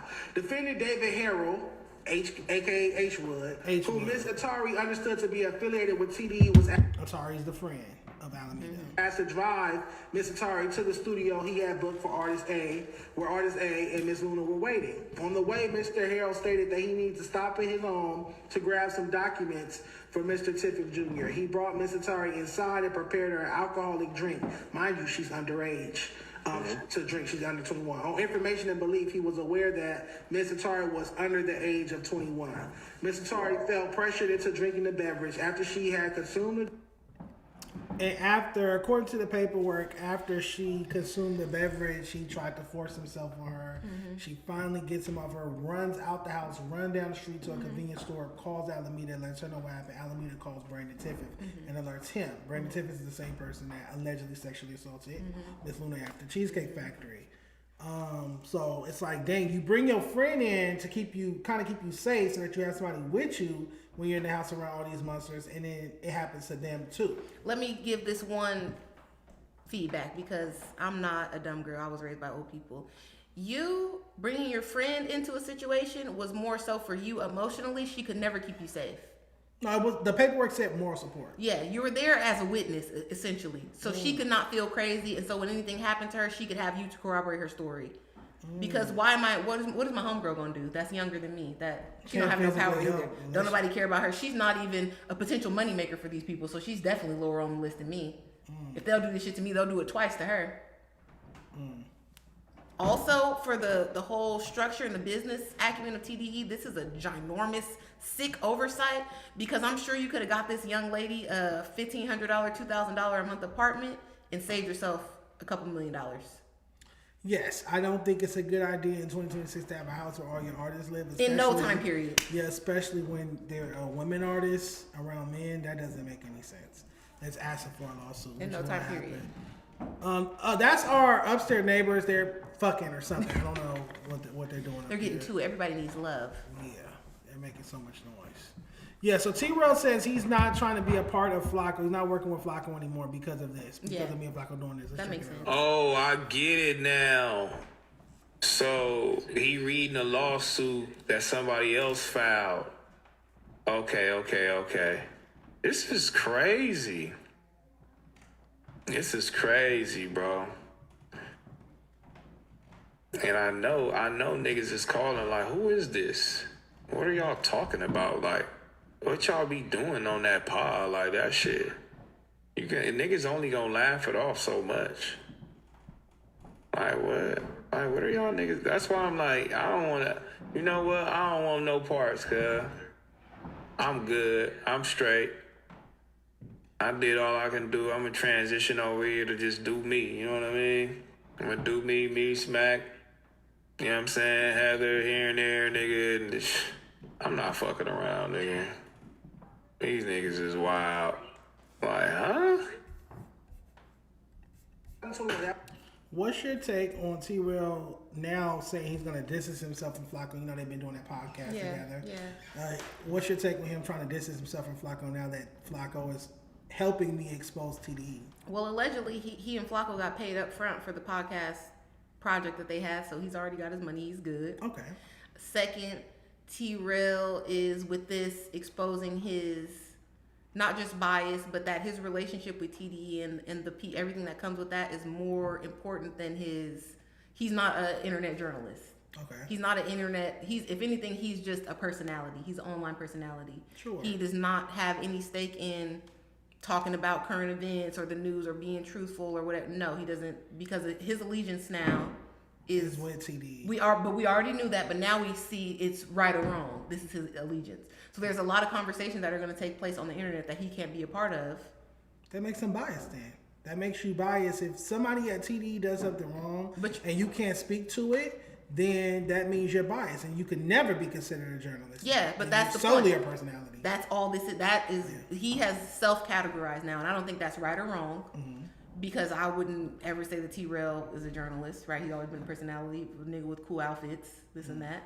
I think he used to be on the Tyga show when Tyga had that reality show on MTV. Yeah, he used to manage Tyga. So that's what you. And he used to work at School with Q. So you're more in that lane than you are this, and this internet shit is just a byproduct of your fame. Like you were trying to milk the fame with this, which makes sense. Yeah, he was working at No Jumper for free because AD invited him up there. That's how he got into podcasting. So this is like a side quest for him. He's not tripping off this. Got you. To speak to some of that bias, did you see the clip of Flacco explaining some of these things to him? That way I got a freestyle. Oh, I did. Defendant David Harold. And he wasn't tripping. No, he didn't want to hear it at all. It was like, it was weird to watch. I cut the clip off. Yeah, it was cringe because he has a daughter. So. But y'all not going to like that either, so. How do I get to this? Oh. We have a nice book for Crit Mac to read to the kids today. That was hilarious too. That was very funny. If you want to be from the set. RPD. I want you guys to. So T-Rail's gonna get keyboard clips page deleted for the second time. For the second time. Yeah. And bragging about it. Okay, we'll react to that in a minute. Here we go. T-Rail and Flacco talk about the TDE lawsuit. Yeah. Now guess what? The minute it happened, she runs like down the hill somewhere and starts calling Alameda like, yo, da-da-da-da. So after like 3 to 4 instances of this shit happening, right? They had a meeting, and in that meeting, these niggas is confessing to all that shit, but saying, bro, nah. And Alameda, who still signed a TDE, recorded everything, and then gave it to her best friend and her manager, and they're the ones that's currently suing. And then also, too, Finn, listen, bro, there are text messages, right? It's between Altaria and I think Musa, where, bro, He's wrong. Altaria that's her last name. That's the friend. Yes. Of Alameda. Mm-hmm. The messages are between Linda Luna and Musa about lack of payment.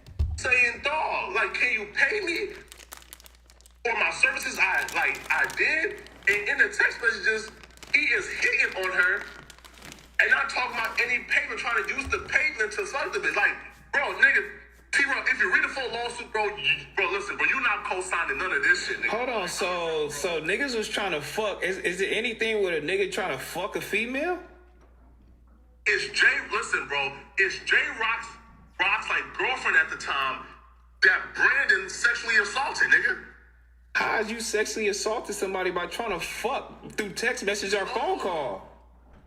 No, listen, bro. There's at least like 5 different instances. So look, Luna, right, went out. They got drunk. She came back to the house, right? Because again, she's drunk and couldn't drive. She goes to lay down and in the room, and Brandon comes in and sexually assaults her, right? Allegedly. Right? Allegedly. Cool. Allegedly. Cool. Yeah, cool. Allegedly. Pulls down her pants, all type of shit, right? Cool. Fam, listen, bro, she runs out the house, and there are witnesses who was in the house. She runs out. Now, she was dating J-Rock at the time. And she texted him, why would you do this knowing I'm dating your homie? Right? That's not cool. Now listen, right? Now listen, man. And these niggas, and their response to this was, hey, listen, we want records of her phone and the conversations between her and J-Rock and Karen Civil and this person because we think that they're putting her up to this. So there are real quick. Why they blaming Karen Civil? I guess they're friends. So that was a motion that was added like recently. Like that literally, that's the most recent thing that came up in the court docket was, and they had moved it back. It was scheduled for some weeks ago, but it literally just got like postponed to the other day. Where she basically had to turn over her phone so that they could go through all of her text messages with J-Rock, Reason, Karen Civil, and a few other TDE employees. It's like a witch hunt. They're trying to prove that she's just after money. Like one of them, like it's a scheme that Tom set up.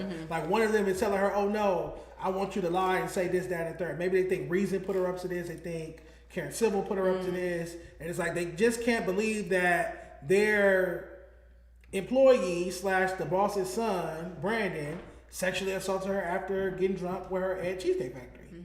It's like that's just unfeasible for whatever reason for them to believe. That's why this hasn't gone to trial yet. I don't think it'll be going to trial until like 2027 at the way it's going, because if you go to the court docket, you see they keep pushing everything back. They're spending so much time on discovery. Mind you, this lawsuit was filed December 2024. Over a year ago. It takes 2 years to get your discovery file together. Well, yeah, lawsuits take a long time, especially when it's like it's involving so many people. Right? I've been involved in like a class action before, and it take like 3 years. Okay, I guess. Well, all I know is that when we first heard about this lawsuit, I was still working at Big Meeting World. When we first heard about this, before the timeline even knew about it, we first heard about it, we was told, if you talk about this, you're not going to be invited back to the platform. But now I'm at my own platform, so I can talk about it. Yeah. Let's react. Let's finish before we move off this topic. Let's finish this clip. So, bro, T-Row, I'm telling you, bro, if you read the full lawsuit, nigga, bro, it's at least like 4, 5, and 6 niggas. Dude, listen, Alameda even said that the artist Sir tried to break into her room to fuck her. Hey, look, man, all this alleged shit is super crazy. Do you go ahead? So you the first one to believe a lie before? Once you believe a lie, I gotta really fight out the lie and prove to you that I didn't do it. Cause you one of the niggas that's gonna believe the lie, right? Wait though. Ben, listen, T-Row, listen, bro. Ben, listen, bro. Finn, listen, bro. I'm listening. If I have text messages confronting you about this, like, bro, like, why the fuck would you do this? And you know I'm cool. If this was all lies and there's no truth to this, right? If we sit down for a meeting and a lie gets brought up, what would you say? What the fuck? Huh? Right. Nigga, that never fucking happened. What the fuck you talking about? What the hell? Right. So, if there are transcripts and quotes from that meeting, but they're engaged in a conversation and nobody says, what the fuck are you talking about? That never happens. Like, then what do you have to say? If they can't prove that it happened, what are you talking about? I'm not always keep saying that this was alleged. You got to actually prove these things. And and from these text messages, what these text messages is proving. There's a 3-hour recorded conversation that's coming out in that conversation, these niggas is talking about this. Then they're admitting that this shit happened. Man, you ain't hear the conversation and you ain't heard the recording. So how do you know that? See, I love these narratives that you already trying to put together already in your head. There are quotes from the recordings in the lawsuit. I don't think you understand, bro. Tell me the quote. Tell me the quote. Tell me the quote. Bro, watch our video, bro.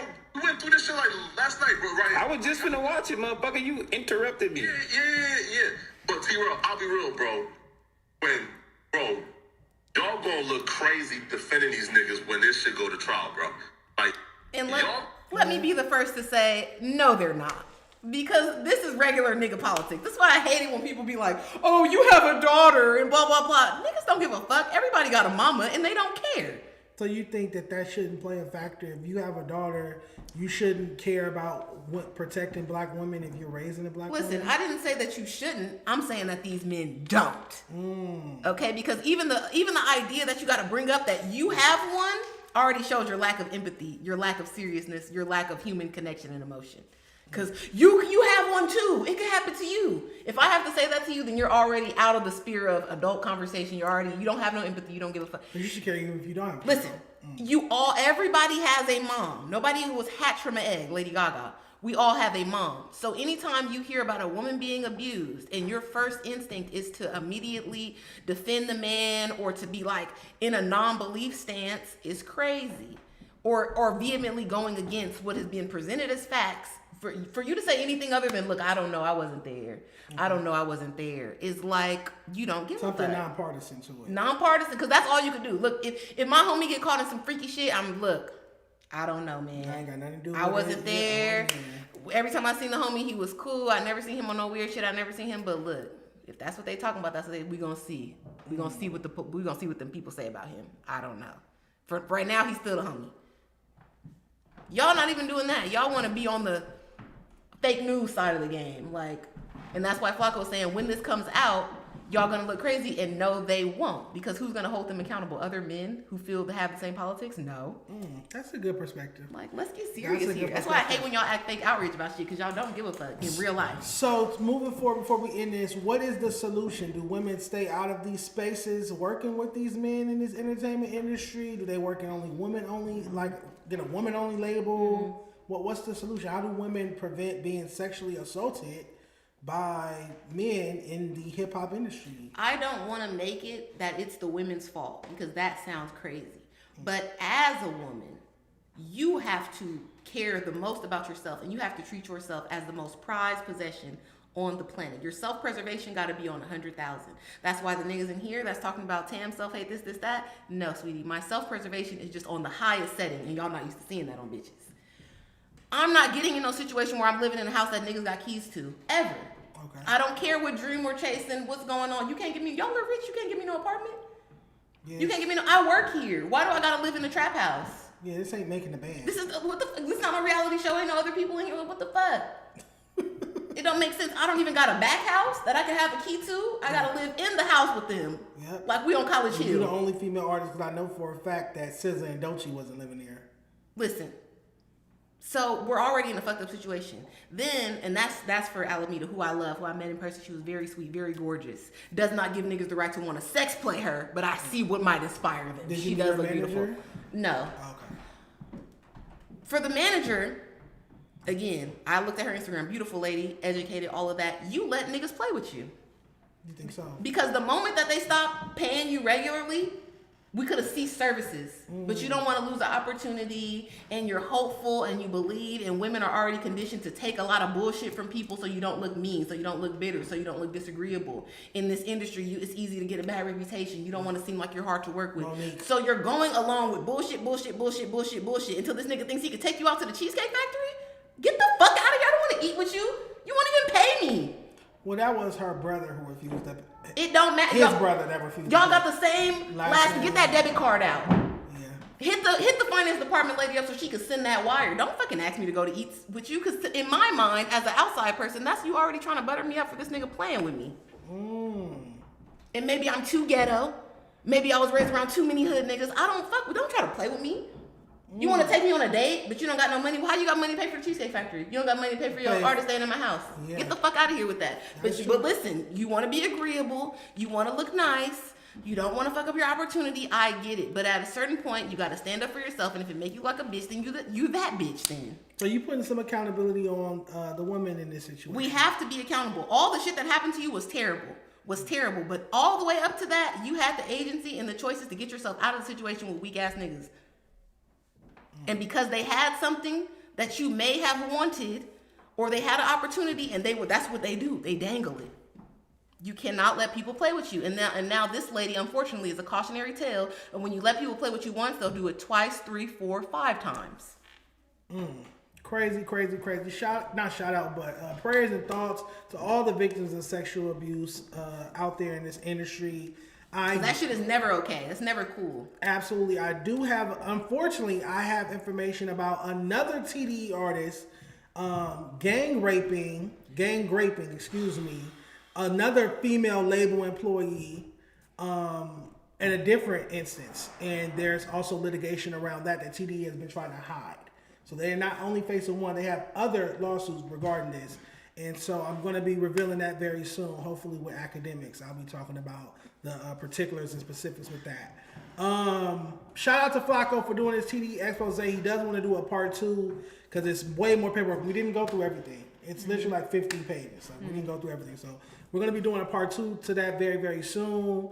And, you know, what's done in the dark comes to the light. And anyone who's done wrong sexually towards women and TDE, you know, is going to get exposed. And when this goes to trial, it's going to come out and we'll know more. Let's react to, have you been seeing the timeline chew Gina views out for her Drake rollout take? I haven't. I've only seen her. I saw her take, but I didn't know that she was getting dragged for it. Oh, yes. Twitter is having a field day. Basically, even the platform they're on, Effective Immediately, has like blacklisted the footage. So everybody who quoted the tweet, it says media not showing. And people are tweeting like, oh, they're trying to erase this from the timeline. But basically, DJ Head and Gina reacted to Drake's Iceman rollout with the whole ice blocks and stuff. Let's check it out.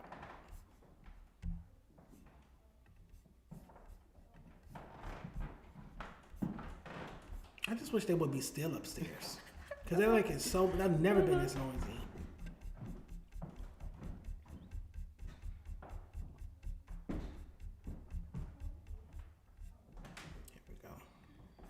The only part that fell short for me was when the old boy found it, all of a sudden he found it in this one side part of the ice and ran to his house and did the unveiling, and it's like, that shit corny to me just because it seemed staged. Like it was wrestling, as opposed to it being like a real fan. If it was a real fan experience, I'm like, that's kind of cool. Because a random fan in LA or Toronto, Toronto could potentially be the person that announces the release date. To me, that's kind of cool. Mm-hmm. The streamer shit and all of the I don't like that. It just seems it's like you staged this big thing for the people, for the fans, and then ran your play anyway. It's like, just run your play. Mm-hmm. That's how I think. The only part that fell short for me was when the old boy. DJ has opinion. Mm-hmm. DJ Dick has opinion, and then we got Miss View's opinion. You know what I'm saying? We're in the content space right now. We're in the age of streaming where everybody is streaming. So yeah, they're gonna give it to a streamer. Didn't he go to his house or something like that to set up and stuff? Yeah, he set it up and did the unveiling in front of his house. For all we know, that was all part of the plan the entire time. Correct. So I think that everybody is trying to hop on this new wave of, not a new wave because rollouts have been a thing, but everybody's trying to find their own way to creatively do a rollout. You know what I'm saying? We're in the content space right now. So we're in the age of streaming where everybody is streaming. I guess earlier in this clip that I didn't get, she said that the rollout is staged. Mm-hmm. And everybody kind of retort was, well, that's what a rollout is. It's you staging something, some marketing, staging promotion, staging marketing. Mm-hmm. Prepared. It's rarely ever a rollout that just comes out of nowhere. Mm-hmm. It's planned. What's your reaction before I get mine? Before this came out, I shared the sentiment that because the streamer found it, it made it seem fake. Okay. So I don't disagree with that part because, I don't know the streamer politics, but if it was a new person who didn't have that many followers and subscribers and they just were on it and they went out there and they so happened to be a streamer, like they was doing it for their stream, then that's cool. But when a popular person, like they said, goes out there and goes directly to the spot and is melted and has the tools to melt it down, it seems a little bit scripted. So you think there's zero possibility that streamer could have found it authentically? I'm not saying zero possibility, but I'm saying it's like you getting the Monopoly at McDonald's. That's my dream. And there was one nigga that was scamming the system at all, and he won multiple times. So that's why it looks crazy. And there's other people down there that are trying to chip away at the ice and all of that.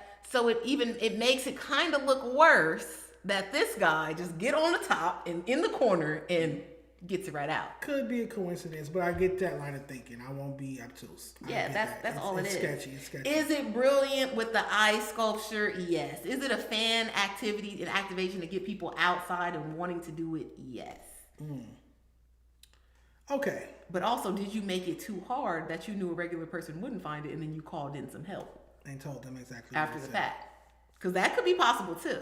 I won't refute that. It is possible that this was all a play, and Drake told the streamer, Drake's team told the streamer exactly where we'll be at, because he wanted him to get it so that they could do content, make it even more viral. And so he can get a Canadian Kai Cenat off. Got you. Very, very highly possible. But it's also possible that it's a coincidence, and that streamer just was out there digging through the ice, looking through the ice, and found it. It's a possibility. It's possible.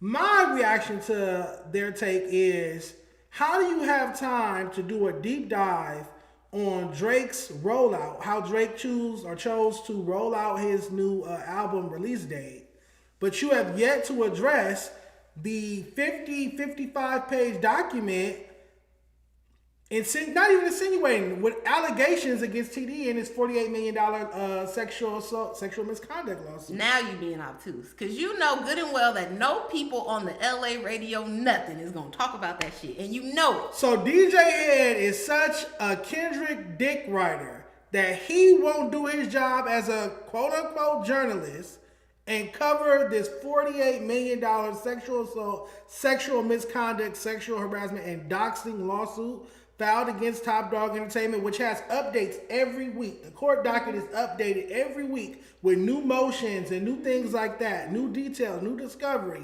And you mean to tell me that DJ Head, Gina, and none of the other LA media personalities have anything to say about that? They're not going to cover that purposefully? Not Big Boy, not the Brown Bag Crew, not a soul. Because that's the LA music politics. Don't nobody talk about that shit. This is not New York. We don't got no Wendy Williams. It's no people that's going to speak truth to power or say anything disparaging about a person if the narrative is not already prevalent. But it has to be national news and force people to talk about it, and even then they're going to glaze over it quickly. But Drake was getting called also the PDFs. Baca got a weird case. Why is he around? All of this narratives about other men being abusers, but when we have solid allegations, legal allegations made against TDE executives, TDE artists by 2 to 3 women, that's not going to get covered on your show. But you got time to break down how Drake announced his album release date. That doesn't make any sense. That's redundant and ass backwards to me.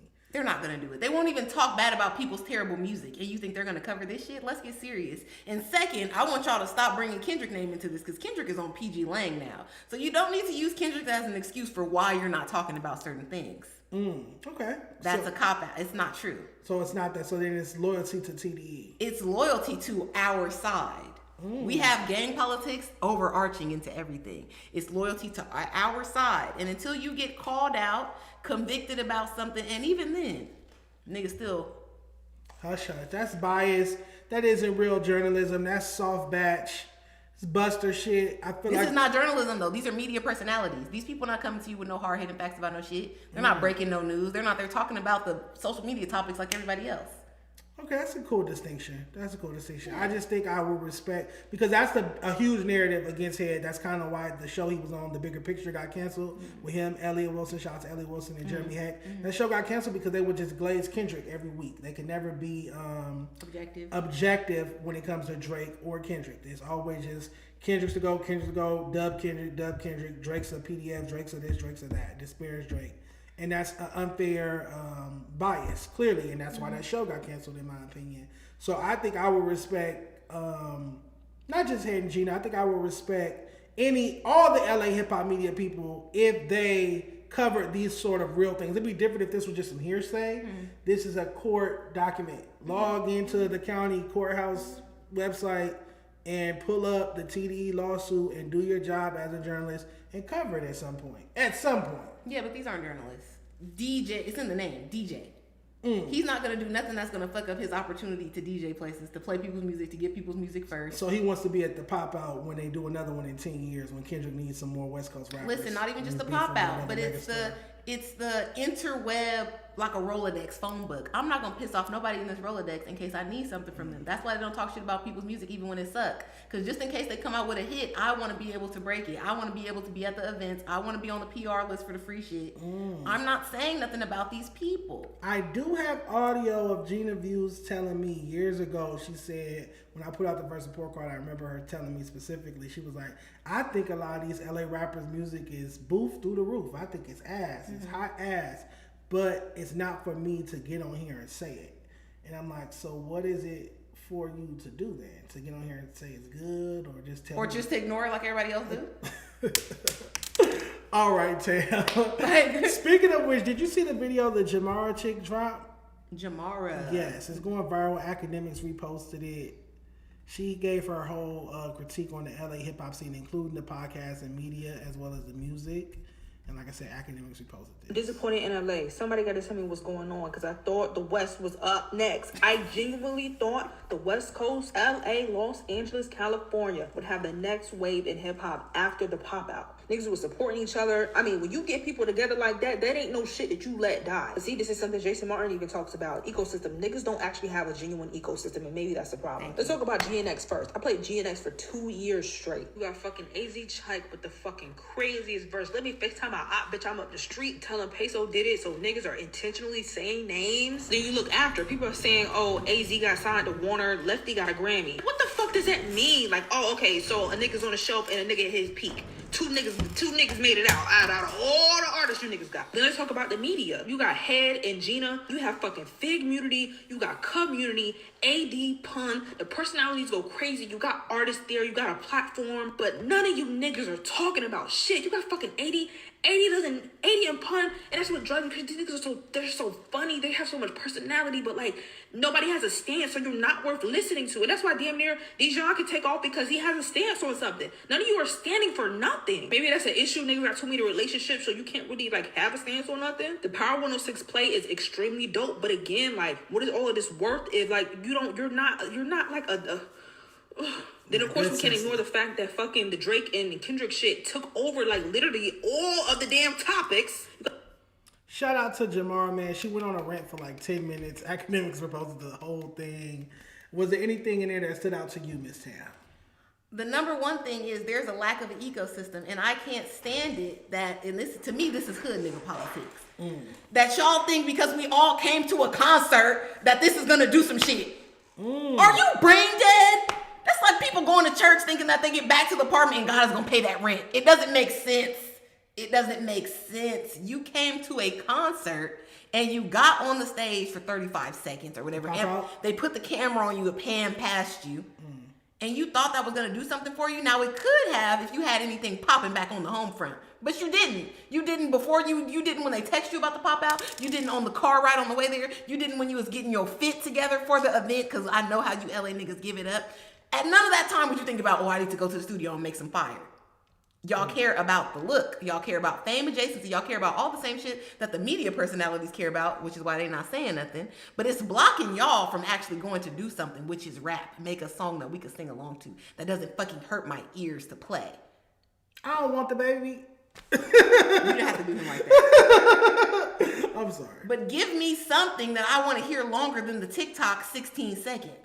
Y'all refuse to do that shit. So it's like, why are we keep talking about it? We're like, the horse is already dead, decomposed, and y'all picking up the bones now, trying to rub them together. Damn, you're saying LA rap is a carcass. Listen. So, and nobody's stopping y'all. We have all of the utilities, all of the facilities for you to make a hit. Y'all just don't got one.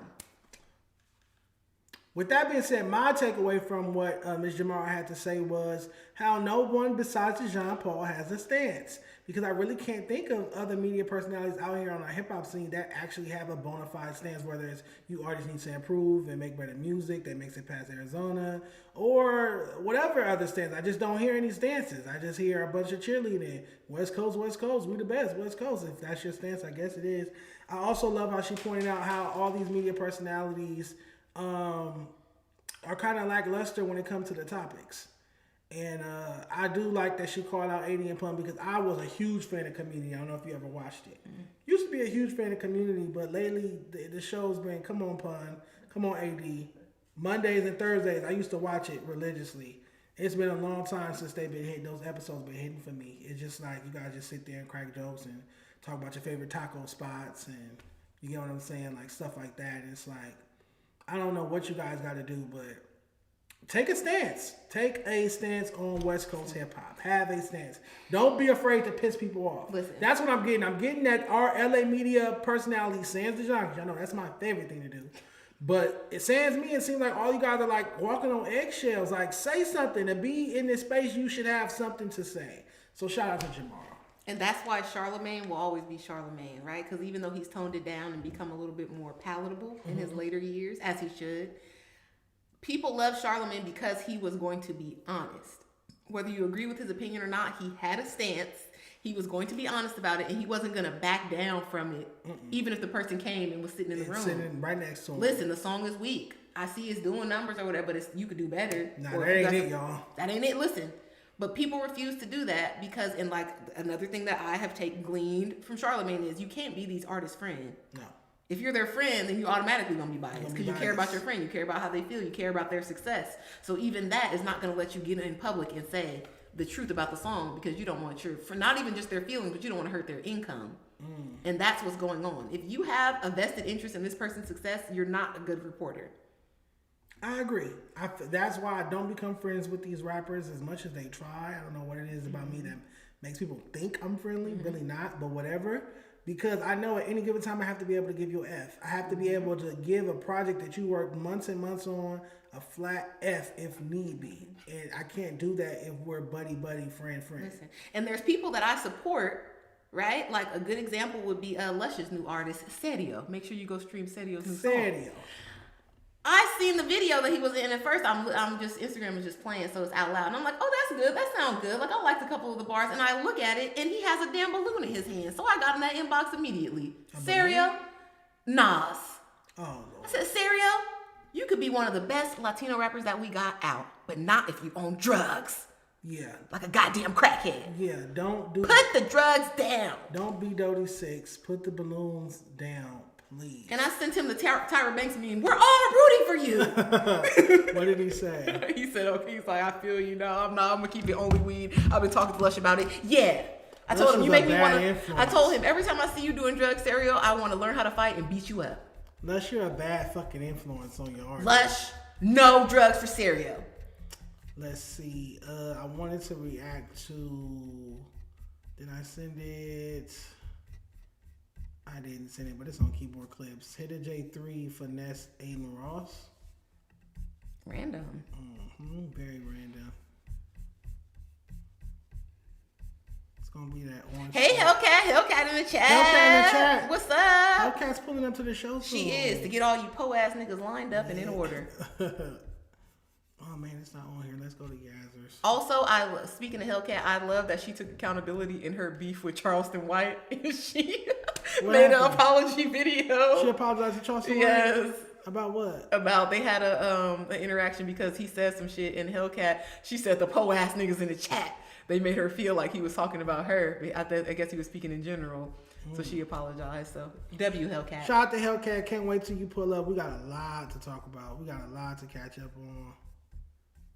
Okay, I'm looking for, it's a lot of orange on here, but I'm looking for another orange set. Hey from the UK. Hey everybody. Love from the UK. Palm trees in the chat. I'm sorry, y'all. This is the only topic that I did not have in order. It's literally from the other day. It can't be this far back. I'm looking for Hit a J3 on set of I Told You So LA. We reacted to his clip the other day of him talking about me. That same interview. He did, here we go. For example, Aiden Ross, he went and talked about me and said, I got tactics. It was a family who lost their home in the fire, you know what I'm saying? And I posted it, act like they was my family. Bro, my granny is dead. And he donated $10,000. But he didn't do it with the right intention. He did it just to make it look like, oh, Kendrick could have did that and he didn't do it. But it's like, bro, you got finessed. You got finessed, gang, because you were speaking up on LA and now you got to pay homage to LA. But speaking up on us, you feel me? But what excludes a motherfucking podcaster? If rappers just coming here and getting killed. All I'm saying is, bro, you got finesse. You got finesse, gang. Kendrick could have did it, but you had to. You had to do that. because you was speaking up on LA, and it's only right you do something for the motherfucking community. But Ada Ross, you a hoe, for example. Ada Ross. Right. Hidden J3 is one of a kind, you guys. What's your take on that, Miss Tam? These individuals. I'm telling you. I'm not about to play with no LA man. You see what's going on? Because he made situations that didn't even have nothing to do with each other come together and justify his fucked up logic. Yeah, like, you lied about your family having this emergency from the fire. Impacting, you use the national emergency for your personal benefit and then saying he needs to do something for the community. No, he did something for you. Yeah, he's not even from LA, so. But that was his point. Oh, you speaking on LA, so you need to do something. So he needs to do something for you. He didn't build no school. He didn't put a new slide up at the park for the kids to use. He gave you $10,000 that you probably threw in the sky. That is crazy. I think that Hidden J3 is more known for tweeting about Kendrick Lamar and beefing with Aiden Ross and other podcasters online than the records post GNX, as we just discussed. We ain't got to get back into that. But I would just love to see him place that energy into coming up with some dope music. I would say spend that $10,000 hiring a writer and a new producer. Spend $5,000 on a writer and $5,000 on a beat and actual beat that doesn't have a typical basic West Coast sound, and come up with a hit record post Gen X. That's my advice. You know what I would like to know? And since y'all already mad at me, I'm already a bad witch. Let's talk about it. When did we as a culture, or men, because I'm not a man, when did y'all decide that shame and pride wasn't a thing no more?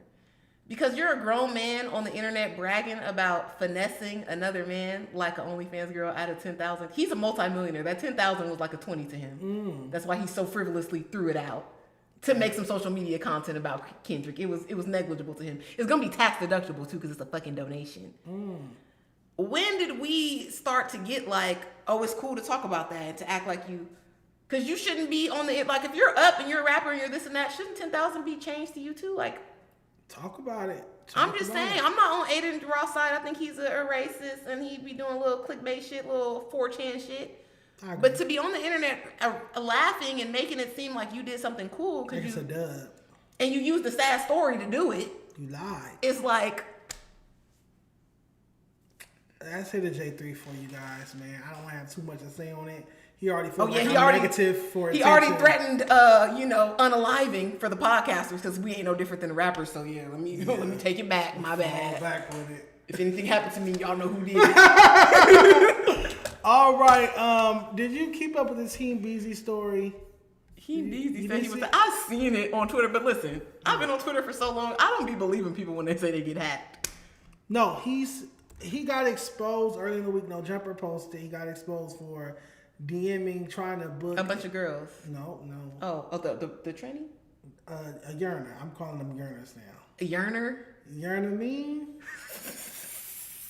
Good, proceed. Because I saw that, but I thought they said, he messaged a bunch of girls, and then that was just one of them. No, well, one of them happened to be a yearner, and they were supposed to link up at like 3-4 in the morning, and it's a yearner escort. And so now Heem Beezy's coming out saying that wasn't him messaging the person that he got hacked. Calling him a yearner escort. Yearner. It's like, you know what I mean? That way I ain't got to be disrespectful. You know oh my God, I guess that's better than transmission. Yes, I'm not going to say that. Yearner sounds respectful. Yearner. Is this going to be a bad... also, do me a favor. Send me that post that announced the postponement that we talked about there so we can talk about that next. Okay. Speaking of yearners. Oh. I'm so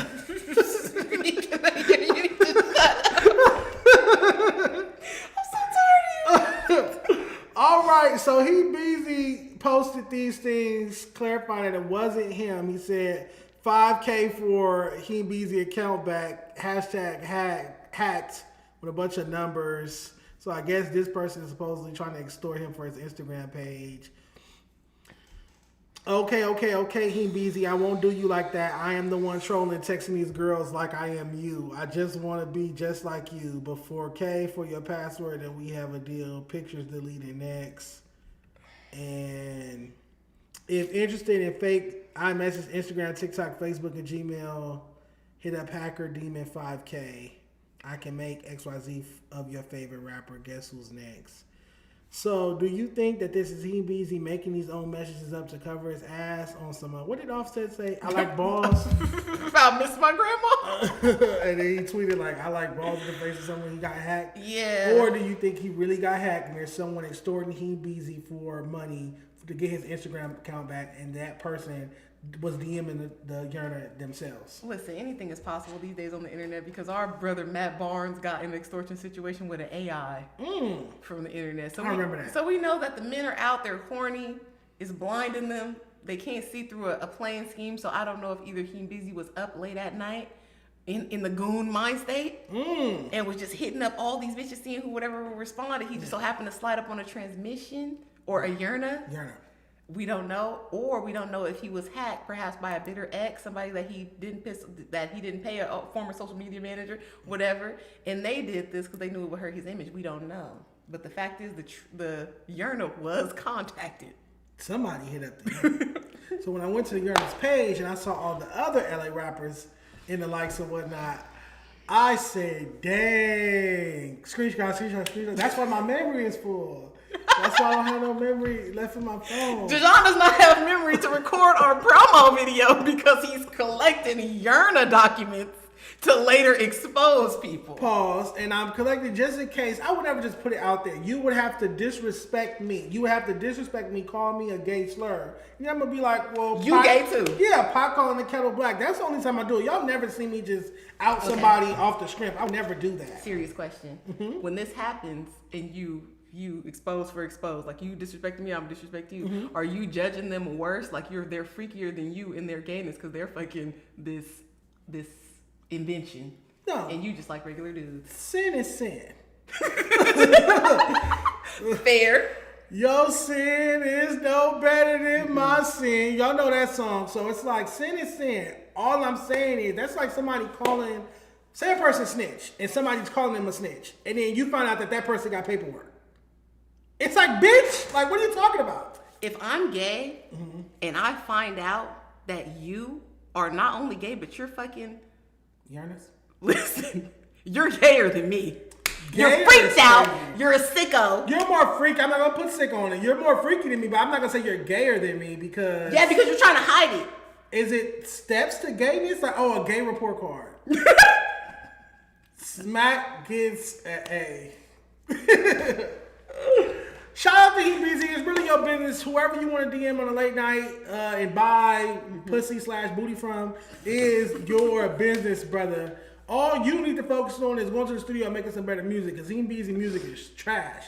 But with that being said, did you send it? Yes, I did. You know what my cousin said? He said, girls have butts too. Now you gay for no reason. Yeah, because low-key you could have just... Yeah, you just going out your way. You just want a little stick there. You just want something to grab on. All right, you guys. So, as you guys know, S-Mac been ducking my face so long, they didn't postpone the event.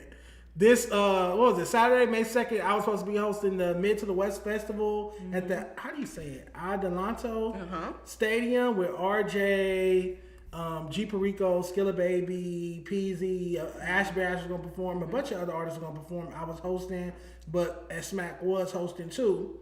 And we were supposed to handle our candle. Well, that event has been postponed. Let's check it out.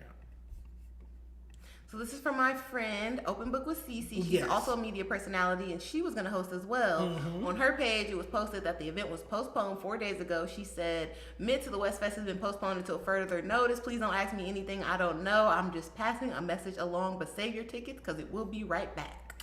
This is extremely unfortunate. Like I said, my OG, who brought me in the music industry when I was 12 years old, gave me my first opportunity as a social media intern, or however you would word it, is throwing this event, and he didn't tell me. I'm finding out today from this post from Tam telling me. He didn't tell me anything about it. I'm getting my outfit ready for Saturday.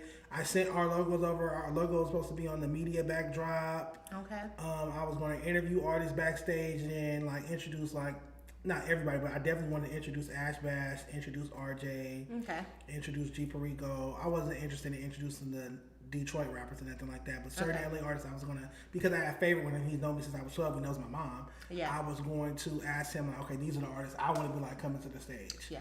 And also, I was looking forward to seeing S-Mac. Unless he unfollowed the Yearner. If he unfollowed the Yearner, I gotta back down. Let's check. Let's check. What was the Yearner's? It was like West Side Trophy. That was the Yearner's. Cousin Larry. Cousin Larry. Smack the boss. Did Smack block me? Smack blocked me on Instagram. He's tired of you, Dejon, because you know what you're doing to Smack? What? Social media bullying. Socials? So he had to close the gate. So he follows them in real life, not just social. Got you. All right. Hopefully they get that together, man. I was looking forward to that. What's next? Viral Way. Viral Way feels like AZ Chike should change his name. To what? Not LA Chike? That's funny. Let's check it out. Shout out to the Viral Way. Oh, these are young messages. Yeah. I'm like, well, I didn't send the got the Hennessy. Got the Hennessy.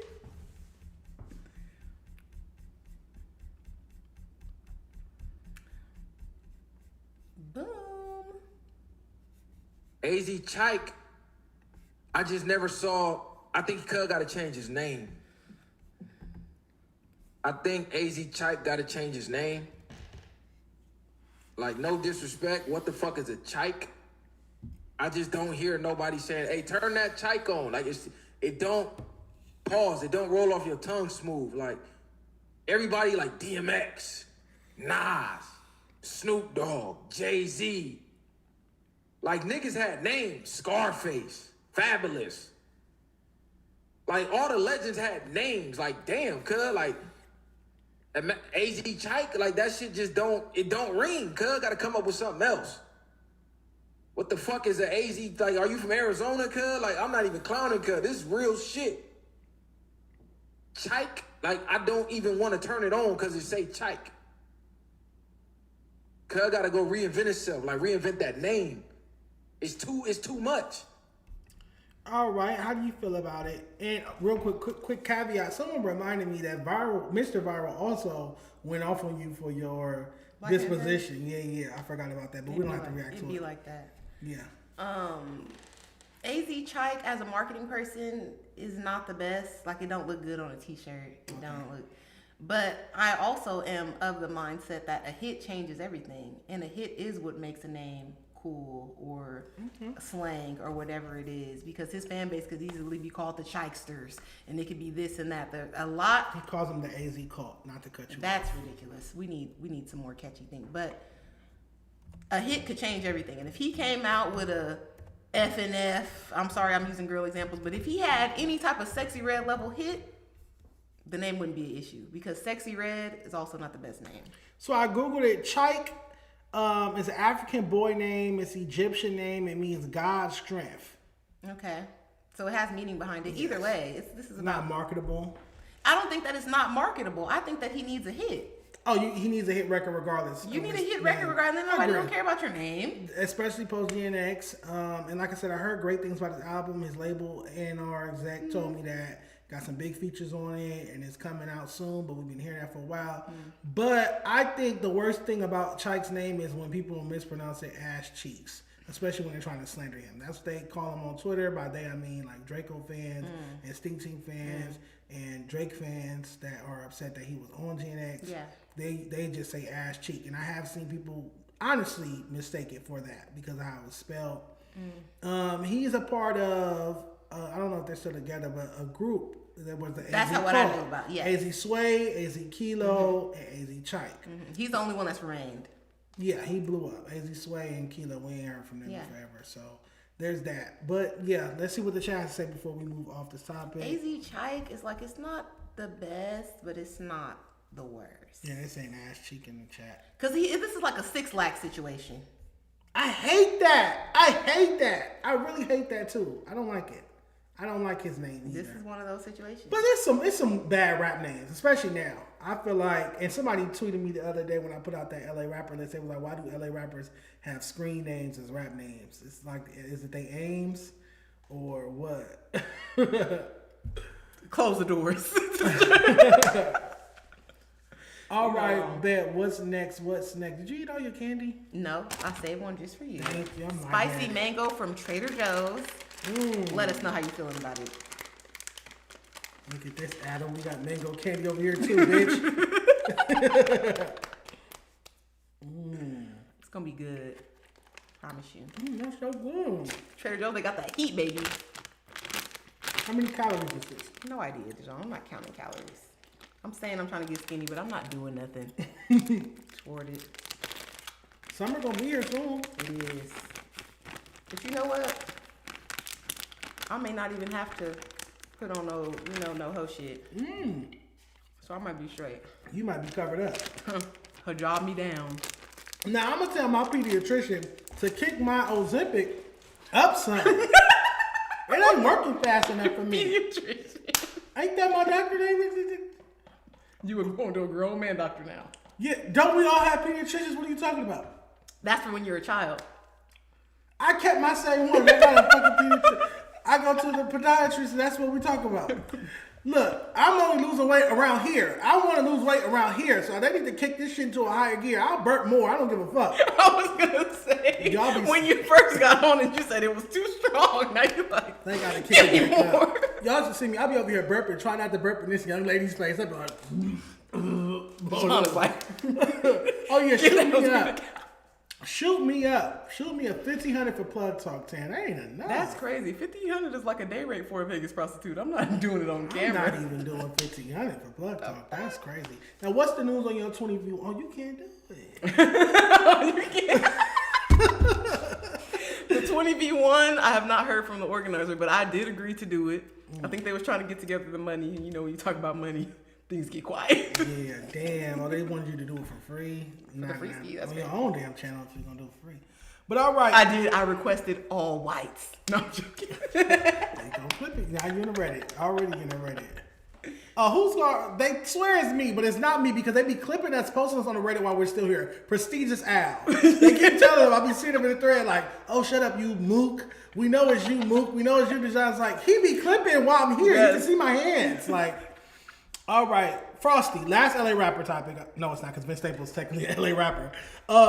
Frosty is alleged to have stolen more Pokemon cards. Do you remember that story?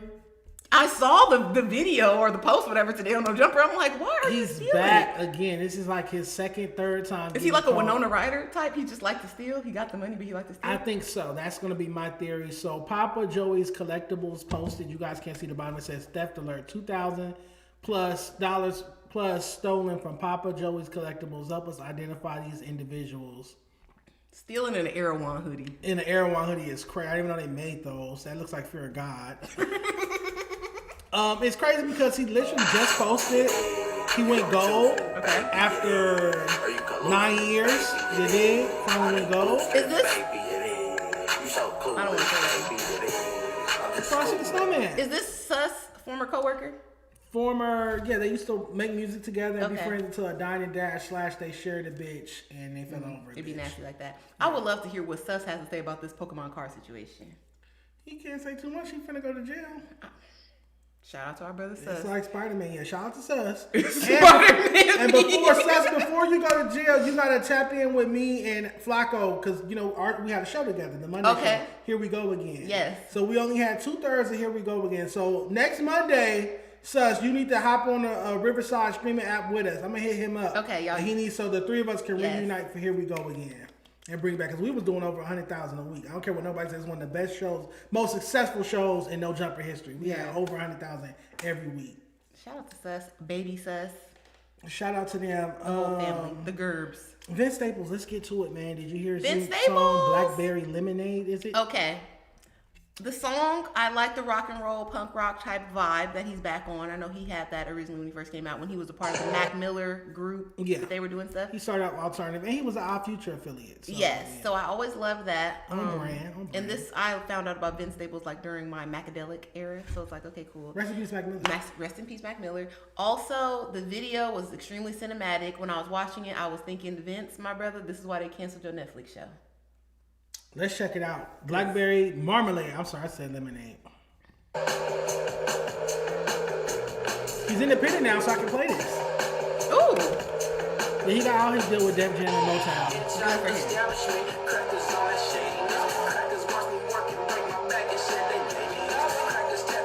This Tam kind of music.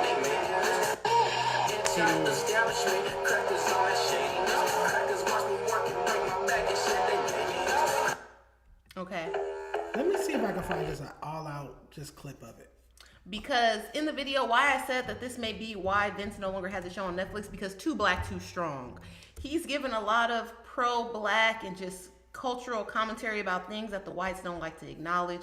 In this video, it's a POV shooter that goes into like a black diner, all black people, and shoots everybody, sans one woman. Vince Staples, you know, he dies at the end. That makes sense.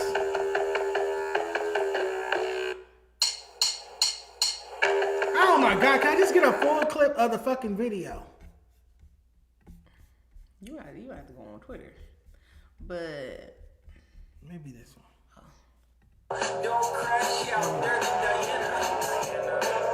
Well, they gonna age restrict us. You gotta cut this off. Oh, because of the unaliving that takes place in the video. Okay, well, shout out to Vince Staples for his new video. You guys heard a snippet of it. Blackberry Marmalade. It's off his upcoming project, Crybaby. I can't show you guys that. It comes out, I believe, next month. And I love Vince's use 6'5" of Americana. He did that in his last project as well. I went to the tour and he had like a American flag waving in the background. It was a lot of smoke. It was very cinematic. All of the merch had Americana on it because as black descendants of slaves, this is our heritage in the country. So we cannot distance ourselves from America. It's all we are.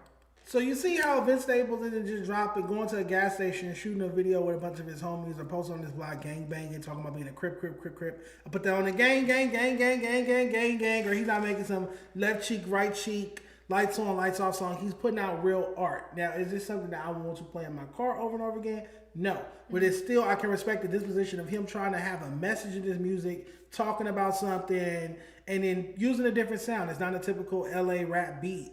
It's something that's going to get white crowds. This is going to get him booked at festivals.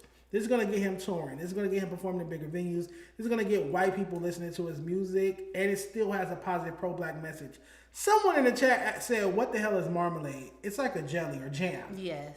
Like, Google marmalade. Yeah, it's a jam. It's like an old school jam. A preservative. Yeah, that you put on toast and crackers and stuff like that. If you have a grandma, she has had marmalade at her house. Like you said, I love Vince Staples always going above and beyond with the cinematic nature of his music videos, showing us different things, having a theme, having a storyline, having lyrics that actually mean something, whether or not you want to replay them a lot. As Dejon said, the whites, they love some good protest, anti-establishment music. And that's what this is.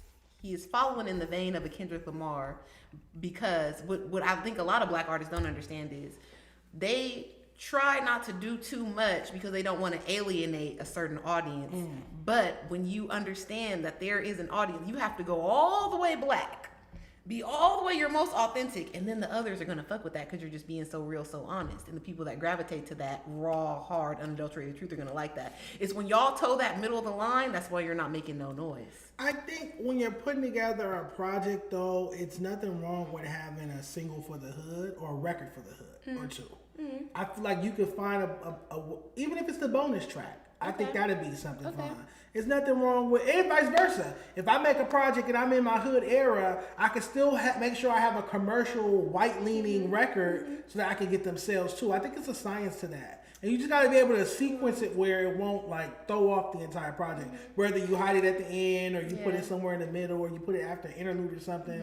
I feel like there is a finesse to that. I don't think every project you put out has to be like a monolith. Like, oh, it only has to have one sound. So, I put out an album that has this total white pleasing sound with pro-black themes. It's like, no, like, yeah, you do have a core fan base out here on the West Coast too that might want a cool West Coast single. I'm not against that. Just one. Y'all know my politics. We out here rapping for money. You niggas rapping for fun. I'm trying to sell CDs. I'm trying to sell merch, concert tickets, beers, this, that. And if y'all for the hood ain't gonna come to the concert, I don't give a fuck about what y'all listening to. Stream my old shit. I still think that cultural cosign means a lot. I already got the cultural cosign. Y'all love North North. Play that. Oh shit. And let me get this money. Okay, but then you get the sellout narrative. I'm gonna get that either way. If Vince Staples drops an entire project that sound like what we just listened to, and it's marketed like the marketing we just saw, he's gonna be looked at like he sold out. Y'all say that anyways, because when Vince Staples first came out, this is the type of music that he made, and y'all didn't give a fuck. Yeah. So he pivoted to be ghetto with y'all. And then what do y'all like? Y'all like the hood shit. Y'all say he got, cuz drop Big Fish, been whacked since. That's y'all's narrative already. So when people start getting money and getting Converse commercials and all that, y'all say they sold out. As soon as I get a check big enough to move me somewhere nice, I was gone. So I don't give a fuck Pay about cash. that.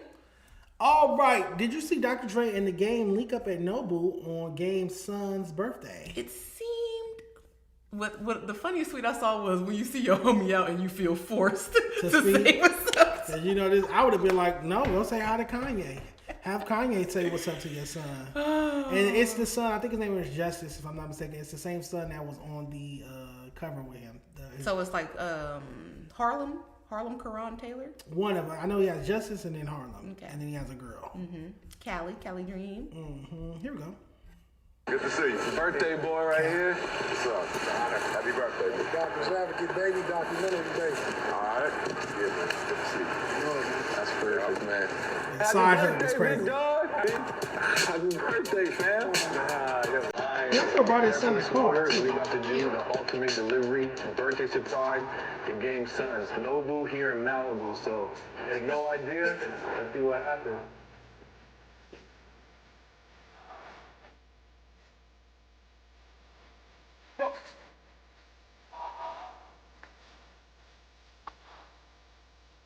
Congratulations to him. That's dope. Thank you. Ahmad, man, nice to meet you. How you doing? Nice to meet you, man. So, 19 today. Rim, where is it?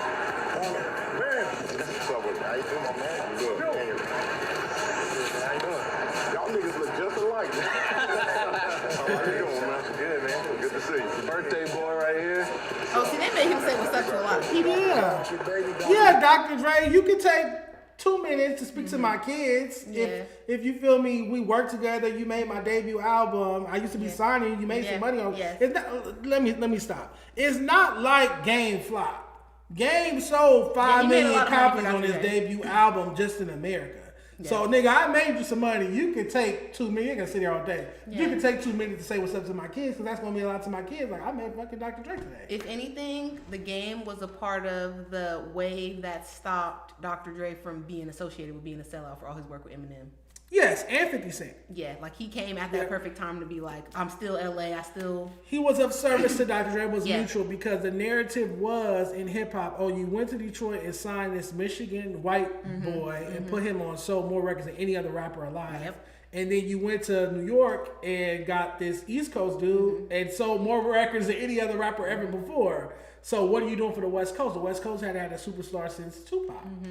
So Dre needed Game, and obviously Game needed Dre. Definitely. So, like I'm saying, because I know you're not big on it, because it reminds me of the Miss J, Tyra Banks thing, where you're like, it was professional, we worked together. Well, but this is a little bit different because it's rap. So you know that these people was kicking it together and chilling and making the music and all. It takes more. It's way more to me of a personal relationship than I was a hired host on your show. And I'm in the hospital, and you want me to come to the hospital. We were both out at the same place. No, and I disagree, because Miss J taught Tyra how to walk. I taught you how to walk. She was. That's why she brought him on the show, because I was your walk instructor, or however you would word that. I think the difference in the situation is Game is not asking for no help. I'm just I'm not causing you any money or stress. Or I'm just asking you to speak to my kids. And it's not an inconvenience. We're here right now. We just happen to be at the same place. I'm sure Miss Tyra wouldn't just walk by Miss J in public like. Okay, yeah. I don't think it's a big ass. So shout out to Dre for taking some time. But yeah, I do notice a little, not tension, but like, what am I picking up on here? That's what they said on Twitter. It's like you see your homie out and you feel forced to say what's up. You don't want to, but you got to. Because he did do that interview when he said that Kanye West has done more for me than Dr. Dre ever did, which is crazy. But y'all know that Game is he's a troll. Okay. He is definitely a part of the COE gang. Content over everything. I don't know. I feel like, damn, what was my next point? It was with, Dr. Dre was wrong for leaving him out the Super Bowl performance that year. Maybe you pissed off some other people that was on here. Who, 50? We've seen 50 in Game take pictures at clubs over the years.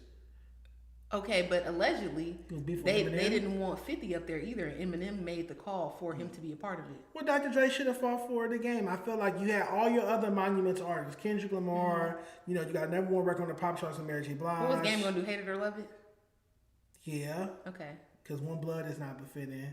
That's what I'm How We Do, but that will require 50 a little bit. Hate it or love it need 52, like it would have been cool, but...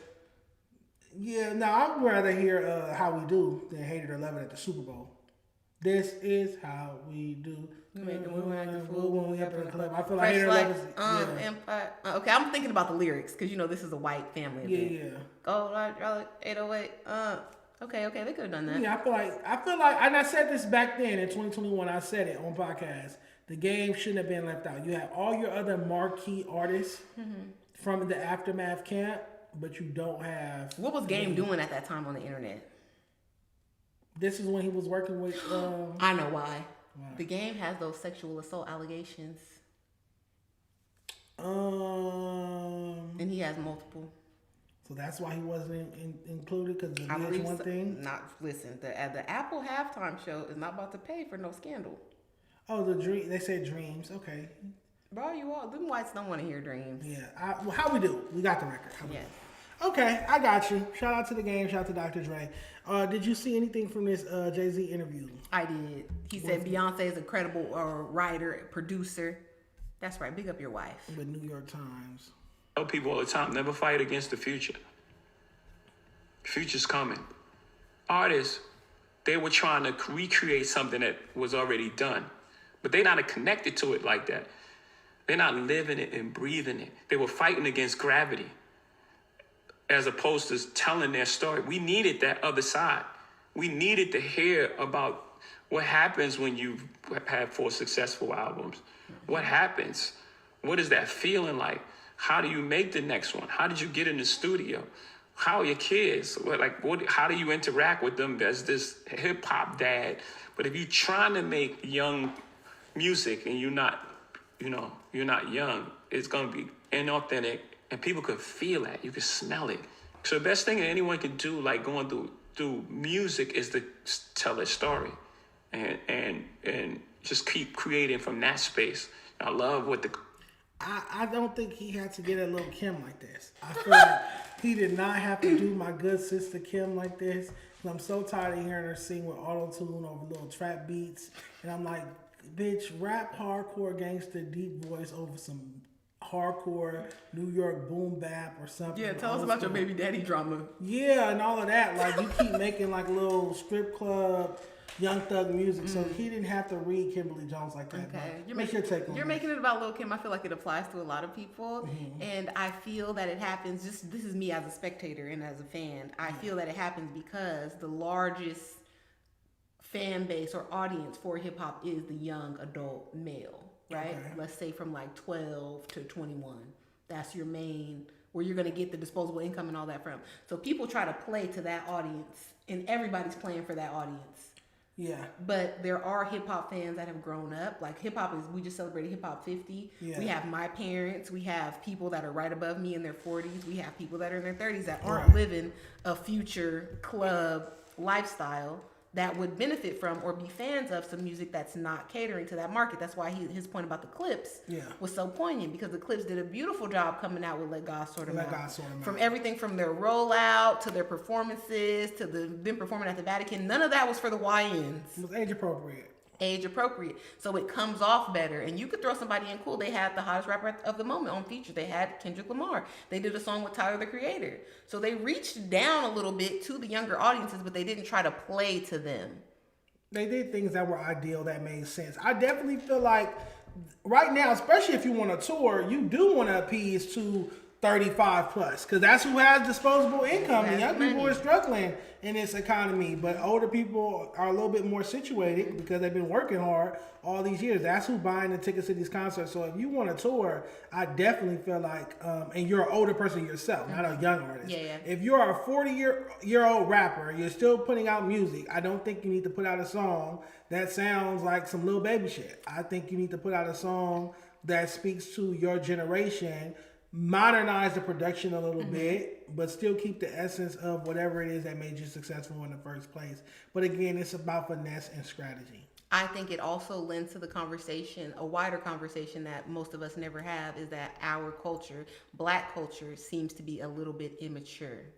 Like, we don't like the idea of growing up and being a family person and being washed and being turned down.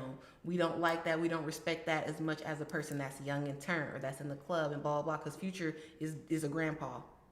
And he's still outside with the hoes and shit. And it's like people applaud that. That's accepted, and they look at other people for doing family shit as corny and turned down and this and that. So it's like our culture specifically doesn't really allow the grace for that. Jay-Z, I think, gets it because he's with Beyonce.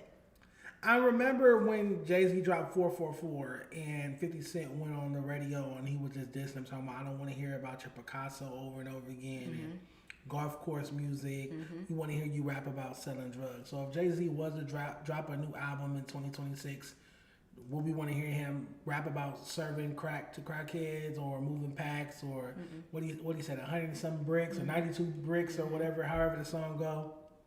Or do you want to hear him rap about his art collection and owning it by companies and stuff like that? What's the subject matter for a Jay-Z album in 2026? I think there has to be a middle ground because as a Jay-Z fan, right, since I've been a kid, Blueprint Jay-Z, there is a thin line between you talking about your current lifestyle and you being unrelatable, because most of the population is not going to have a Picasso or a Basquiat and these different things. So you have to find a line of talking about issues that everybody goes through that you've experienced at this stage in your life. That's why 444 was able to be successful, because I'm talking about infidelity. I'm talking about the possibility of ruining and losing my family.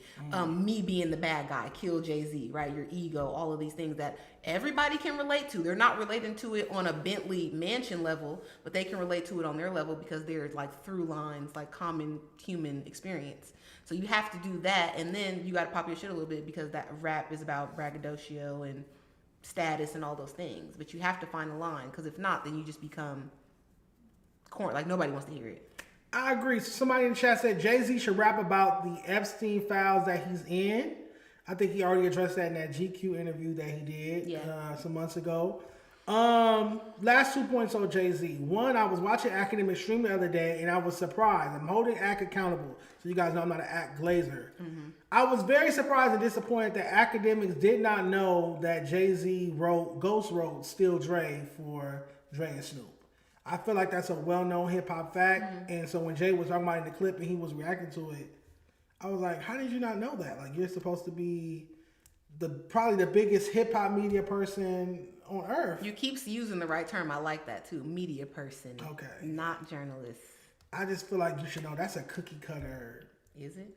Everybody knows that Jay-Z wrote Still Dre. Did you know that? I'm from LA and I read the back of album credits when I was a kid. Like a nerd. These people are media people. Everybody knows Steve Stout linked Dre up with Jay and he wrote Still DRE. And there's more songs that Jay-Z has written popular that he refuses to talk about. Yeah. So it's crazy. Last point on that was dang. I forgot the last point. So cool, we can move on.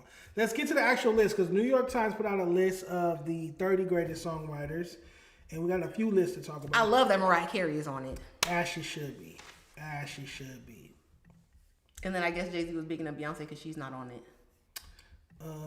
Dang, you gotta squint. Jay-Z, Young Thug, Kendrick Lamar, Outkast, Missy Elliott, Mariah Carey, The Dream. The Dream, definitely. Bad Bunny, Babyface should be number 1. Stevie Wonder, Now Rodgers, Jimmy Jam, and Terry Lewis also should be top 5. Smokey Robinson also top 5. Of that. Because he wrote My Girl and My Guy.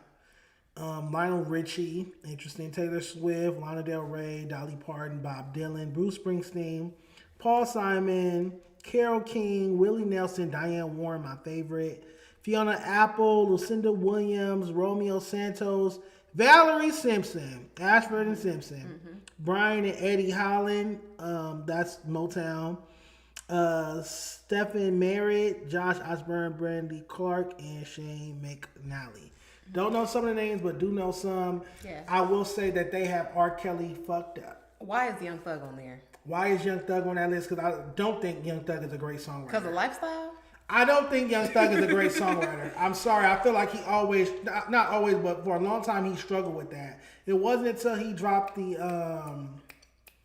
what's the album with the London on it, and it's like the cover is like a bunch of people. Okay, yeah, I know what you're talking about, the Young Thug. That was the first Slime time. Season or something. It's the first time he made a well comprised album. No, it's like We're gonna do it right now because I like the London. That's the only song I have saved from it. But you're gonna put Young Thug on there. You need to put Gunna because what the hell? Yeah, I do not. I feel like Young Thug. So much fun. So much fun. I feel like Young Thug does not have good songwriting capability. He comes up with good ideas, but it's not complete or cohesive. His song structure is too loose. Young Thug's song structure is way too loose to be on this list. R. Kelly deserves to be on this list. He's written for everyone. Yes. So, yeah, I would put him on this despite whatever illicit charges. What's your take on this list? I like a lot of it. I'm not mad at it. The Young Thug is only sneak. Got you. Complex put out a hottest rappers list like 2 weeks ago, but we haven't had a chance to talk about it. We never make it this deep in the topics. Okay. J. Cole is ranked at number 1. Okay. Drake at 2, Kendrick at 3, Youngboy at 4, Yeet at 5, Don Toliver at 6. Over Travis Scott, over who he signed to at 7, Jay-Z at 8. Because Don wrote those songs.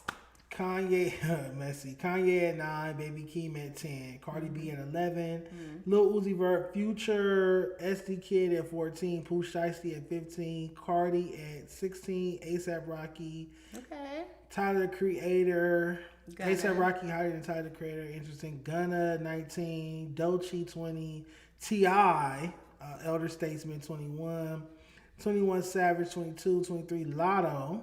21 Savage is higher than Lotto right now. Mom and Dad. Okay, and that's messy. Them placing them right next to each other. 24 Rod Wave and 25 Lil Yachty. That's the top 25. Okay. What's your take on this list? I'm so glad that Don Toliver made the list because I'm tired of him getting left out. Number 6. And the fact that he's above Travis Scott, I already said, is because Don wrote a lot of those songs.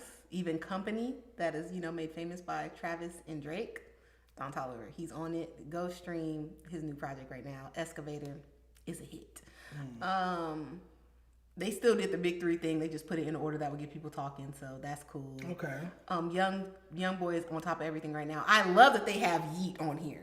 Yes, he slapped on. Heavy stunts. Yeah. And I just found out Yeet is Mexican. He's from the OC. No, yeah, he's from Irvine. Okay, I love that. He's a for West you, Coast Yeet. artist. He is the West Coast artist. That? You know that boy is Sipper. I feel like his visibility isn't there in like conversations. Yeah, like Yeet. Like, what do you? I don't even know what you look like. But his streams are there.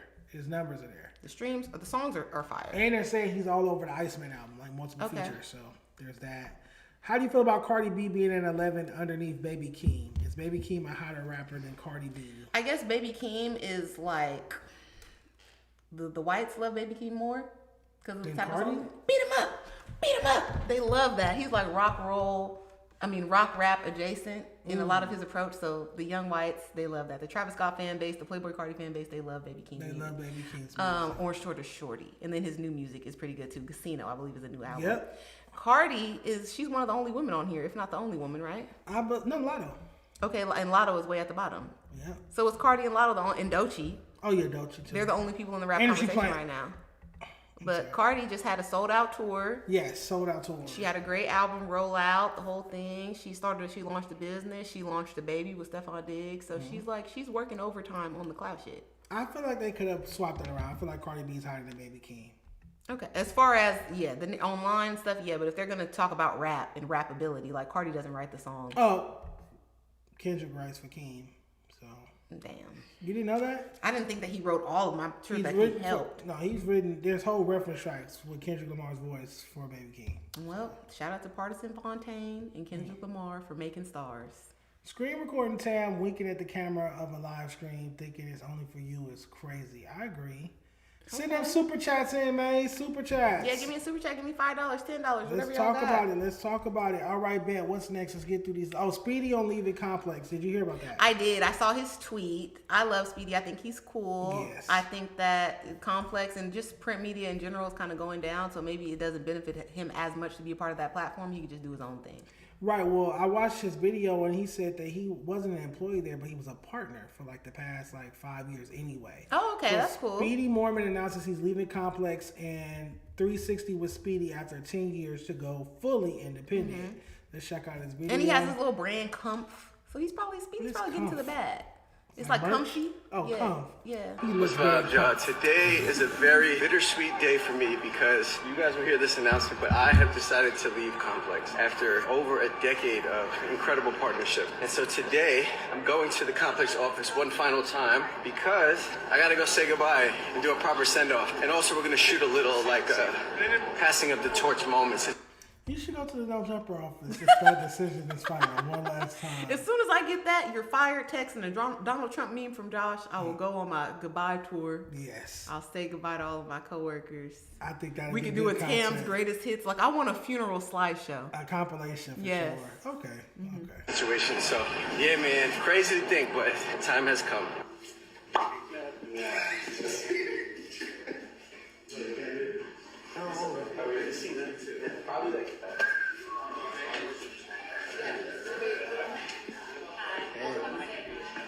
All orange fit. You got a marker? So I did just shout out to Speedy. Shout out to Speedy. My favorite moment from him is obviously with Ray J with the glasses. They broke. He's like, break them. He's like, let me find it. And Ray J looks so big. Like, they can't be broken. Scarcell told me to stop speeding through the topics. I don't know why I do that. Maybe because we'll be sitting here for fucking 4 or 5 hours. Yeah, I mean, how about that? Yeah, Scarcell.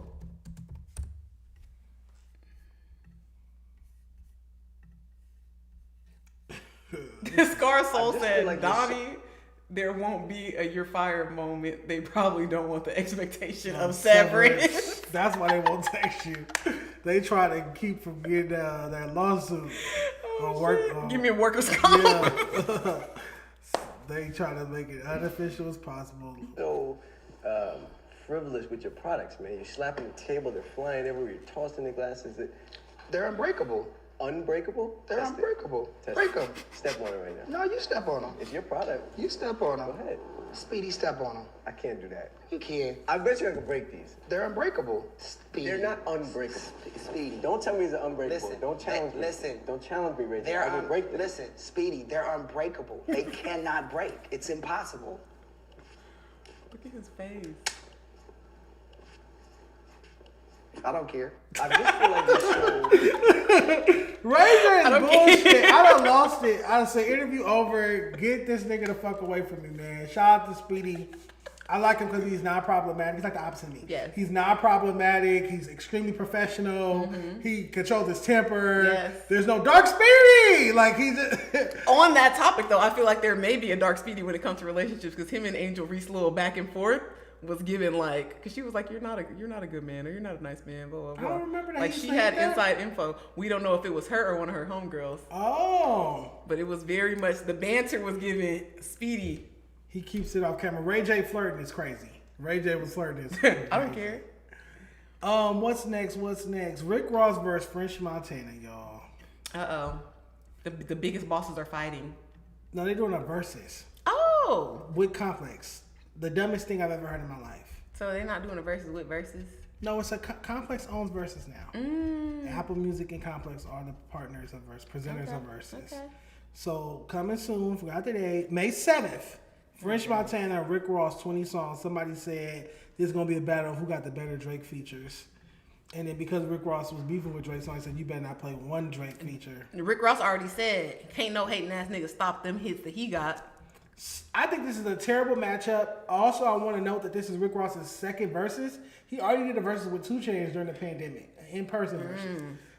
So I feel like this is a terrible matchup. What's your take on this matchup? I don't think anybody asked for this. No.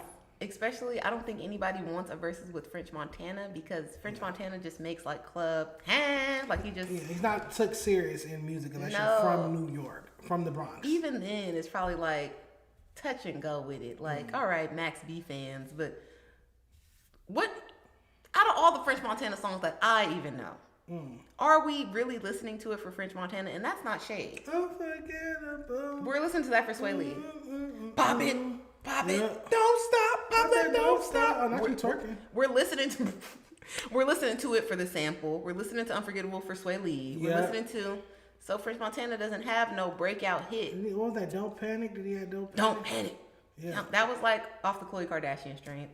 Okay. Because they was in the He has records. He has French songs. Montana has singles. He has songs, but are we coming to the party for French Montana? No, I think this is, I don't want to see this, but who do we want to see go up against Rick Ross? Because Rick Ross got 20. You said he already went up against who? 2 Chainz. That 2 was a Chainz. terrible matchup as well. Who makes like this kind of genre music? Rick Ross is the biggest boss. Like, it's not a lot of other people in this category. I feel like Rick Ross could go up against, they already did Jeezy versus Gucci. I would say Rick Ross versus Jeezy would be That cool. would have been cool. Rick Ross versus Jeezy would have been cool. Rick Ross versus T.I.? Hell no. T.I. could smoking his boots? Yeah, he got more commercial I was gonna say, Rick Ross don't got no white songs. He don't got no Justin Timberlake feature. I think I'm Big Meech. Larry Hoover. See, this is what we're talking about: making stuff for the hood or making stuff for the popular culture. If you want to say it's the whites, it's the whites, and how that plays out long term. Do we care at this age about hearing Big Meech, Larry Hoover, or if they come on at a versus, you're rocking. He won that round. I'm talking about in the world. Do we want to hear, in the year of our Lord 2026, do we want to hear Big Meech, Larry Hoover, or do we want to hear you can have whatever you like, yeah, or fucking live your life? I don't want to hear that shit. I don't want to hear live your life. I don't want to hear live. I didn't want to hear it. You got whatever you want. I don't want to hear live your life. I didn't want to hear it when it came out, but the people love it. Yeah, no, I'm just like I don't want to hear Rihanna with Eminem either. The monster. I don't want to hear none of that. But the white. Please stop your pop culture music references. They love it. Big TX Doug, you've been in my chat talking about Lush for the past 2 hours, Yeah. man. He called into the show 2 hours ago. Goodness gracious, brother. Get a hold of yourself. We're not calling Lush back. I don't want to hear that shit. Lush said he did not call that young lady an N-word, and that's that. Look, we wasn't there. We wasn't there. We'll never know. She should have recorded it. Who do you call? Who do you call? Voice note. Oh, recorded. I thought you said reported it. I'm about to say, who the fuck do you call when your white husband calls you a hard ER? Your black daddy. Good one. All right. Speaking of T.I. is suing his label over his master. Oh, I read about that. Yes, I have it pulled up a little excerpt from Billboard. So allegedly, who is T.I.'s label, by the way? Is it Atlantic? This is Sync Music. He was historically signed to Atlantic, Okay, but I guess who owns the catalog is Sync Music. Apparently, they're trying to scam him, asking him for $50 million when they already said that the catalog was only worth $3 million. Absolutely. So T.I. is suing Sync Music after selling his catalog to them in 2017 and is claiming they are refusing to honor the contract and wants to buy his albums back. A decade after Sync Music brought much of T.I.'s recorded music catalog, the rapper is suing the label over accusation that it has refused to honor a contract, promising to let him buy back those same masters at a cheap price. What is it? Clink Music bought T.I.'s Atlantic Records era catalog in a splashy 2017 deal, including chart-topping albums King, T.I. vs. T.I.P. and Paper Trail, three classics. But he says he only greenlit that deal because Clink gave him an option to buy back the records later on. Very favorable terms. So, what's your take on this situation? You let them people scam you under the guise of like some sort of handshake deal or that they was gonna keep their word. These is business people, T.I. Why would you ever take these niggas' word? You should have got that in writing that they were gonna offer you favorable terms and give a little bit more details about what that favorable meant. Yeah, it's too vague. Favorable to whom and for what and for how long? If I own $1 billion company and I'm trying to sell you something for $50 million, that's a favorable term. To me, it's too vague. Yeah, and I own 3 of your best albums. I could be putting this shit in Spider-Man, this, that. I'm trying to milk you for future earnings, all of this. So you should have got that written down, T.I. I'm sorry. My questions to this is, so he had ownership of his Atlantic Records catalog, clearly, in order to sell it. Oh, so did he already receive funds for this? No, it's like, why did you, if you get I don't know too many artists from Atlantic that own their masters. Like, if we were to go through the list, I can't think of too many artists from Atlantic that own their masters. Even fucking Aaliyah didn't own her own masters. So it's like the fact that you had it, you owned it, and you sold it for whatever reason. Well, I don't think that he owned it. That didn't specify that. It was saying that they bought it from Atlantic in this landmark deal where they probably bought a bunch of other Atlantic stuff too. I disagree with you because he said he only did the deal if it was on favorable terms. So he had an elective. But yeah, because it's your music, so you might have had a little stake in it. You don't get to choose. If Atlantic wanted to sell his masters to Panda Express, that says he only greenlit that deal because Clink gave him. So you already sold your masters, and now you wanted to buy them back, and like that's not how the game goes. I would have had a cap in the contract. I would have said that years later down the line, I could buy it back for $20 million or $15 million or whatever. Or why don't you put like a little clause in there, like you can own these masters for the next 10 years, and the 10 years I want the option to buy it back at this price. Yeah, specifics. It was too vague. It was definitely too vague. Don't trust these people.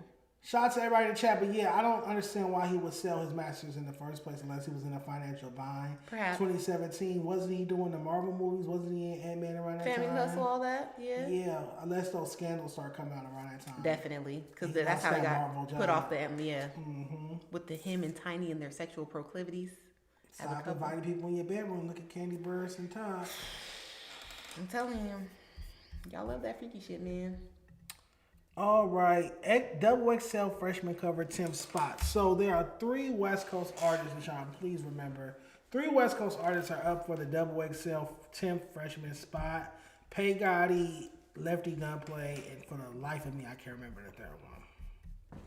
But you guys can go to XXL.com and vote now for the 10th spot on the freshman cover. They already announced all the other people? Yeah, if we go on their website, you will see it's a whole... Oh, okay, no, they haven't announced other people. But they're just saying it's one spot left. One spot left. Okay. And let's react to last year's cover. This is the 2025 LA freshman cover. We got Rayvon. Okay, Rayvon. We got... who's the girl? Jello, Laser Dim, Rayvon Samara Sen. Okay. Nino Pay, Lil Shimmy, 1900 Rug, YTB Fats, Baby Chief Do It, Ian, and Eam Triplin. How do you feel about this cover a year later? I don't know if any of these people are still relevant. I know Ian had a pop out moment. I know Rayvon is still here. He's doing his best. He's dropping Instagram content. Jello has fallen off, essentially, right? He hasn't had nothing. He did Tweaker and the other songs. It's a song he put out recently that's getting good motion on social media, but I feel like Def Jam is just paying for that. Okay, yeah, and then Baby Chief Do It has been getting some buzz, but I think he's the one who said he let ChatGPT write his lyrics. Ooh, that kid right there. Have mercy on him. Okay. And yeah, no. 1900 Rugrat. I met him at No Jumper. He seems cool, but I never had heard any of his music. Okay. Like prior to. No superstar from this cover. No superstar. Which artist do you want to see on the XXL Freshman cover this year? I'm not that tapped in with like the new people because I like a hit maker. So I can't really say who's bubbling up that needs to be on it. I would hope that somebody from our coast is represented, but then do we have a hit from this coast that I know of that's new? Not really. Compton AV is too old to put on the freshman cover. Damn, it was coming to me, the artist that was nominated. Wale the Sensei. Wale the Sensei. That's not my pick. That's the third artist that was... Isn't he too old too? How long did 03 Flow come out ago? Long time, like 2020. You're not a freshman. No, not 2020. 2022. 2021, 2022. But he's the third spot. That's not my pick for the first. Has Through No Baby been on it yet? No, he got... Put him on there.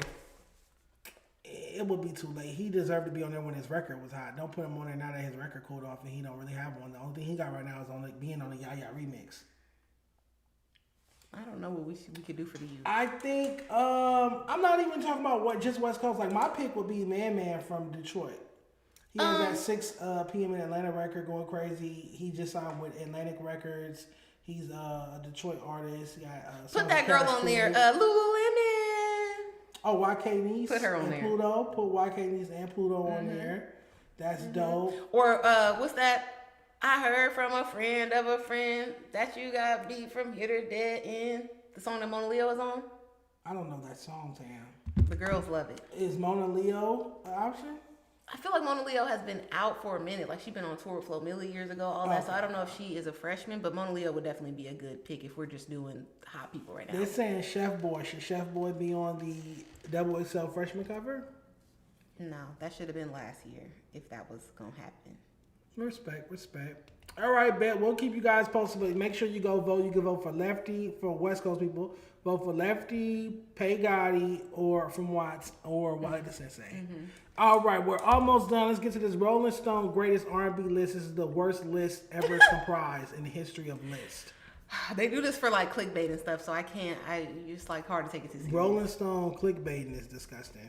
Look at this list. So at number 1, we got Thriller. Okay. Number 2, Lemonade. Okay. Hold up. They don't love you like I love you. Slow down. No. I got Hot Sauce in my bag too. That's not the second greatest R&B album of all time. 3, Confessions, Usher.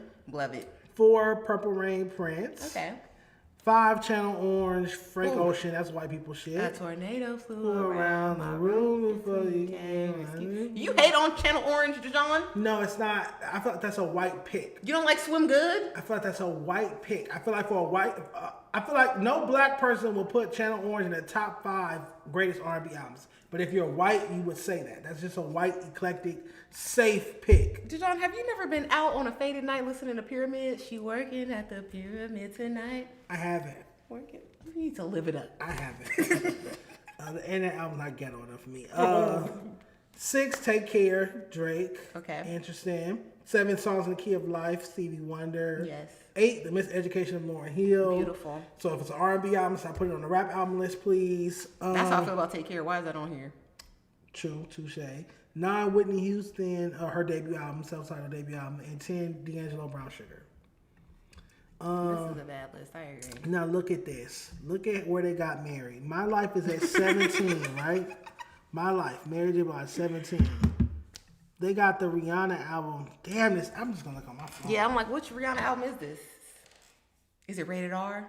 There's no Rihanna album that's better than My Life by Mary J. Blige. How about that? But rated R has been on the hits on the Billboard list for years and years and years. Rihanna ain't putting no music out, but people still want to hear rated R. Desperado. If you think people not still listening to I'm Going Down by Mary J. Blige. There are, but the people that made this list, their mama is not listening to that. That's why they don't know.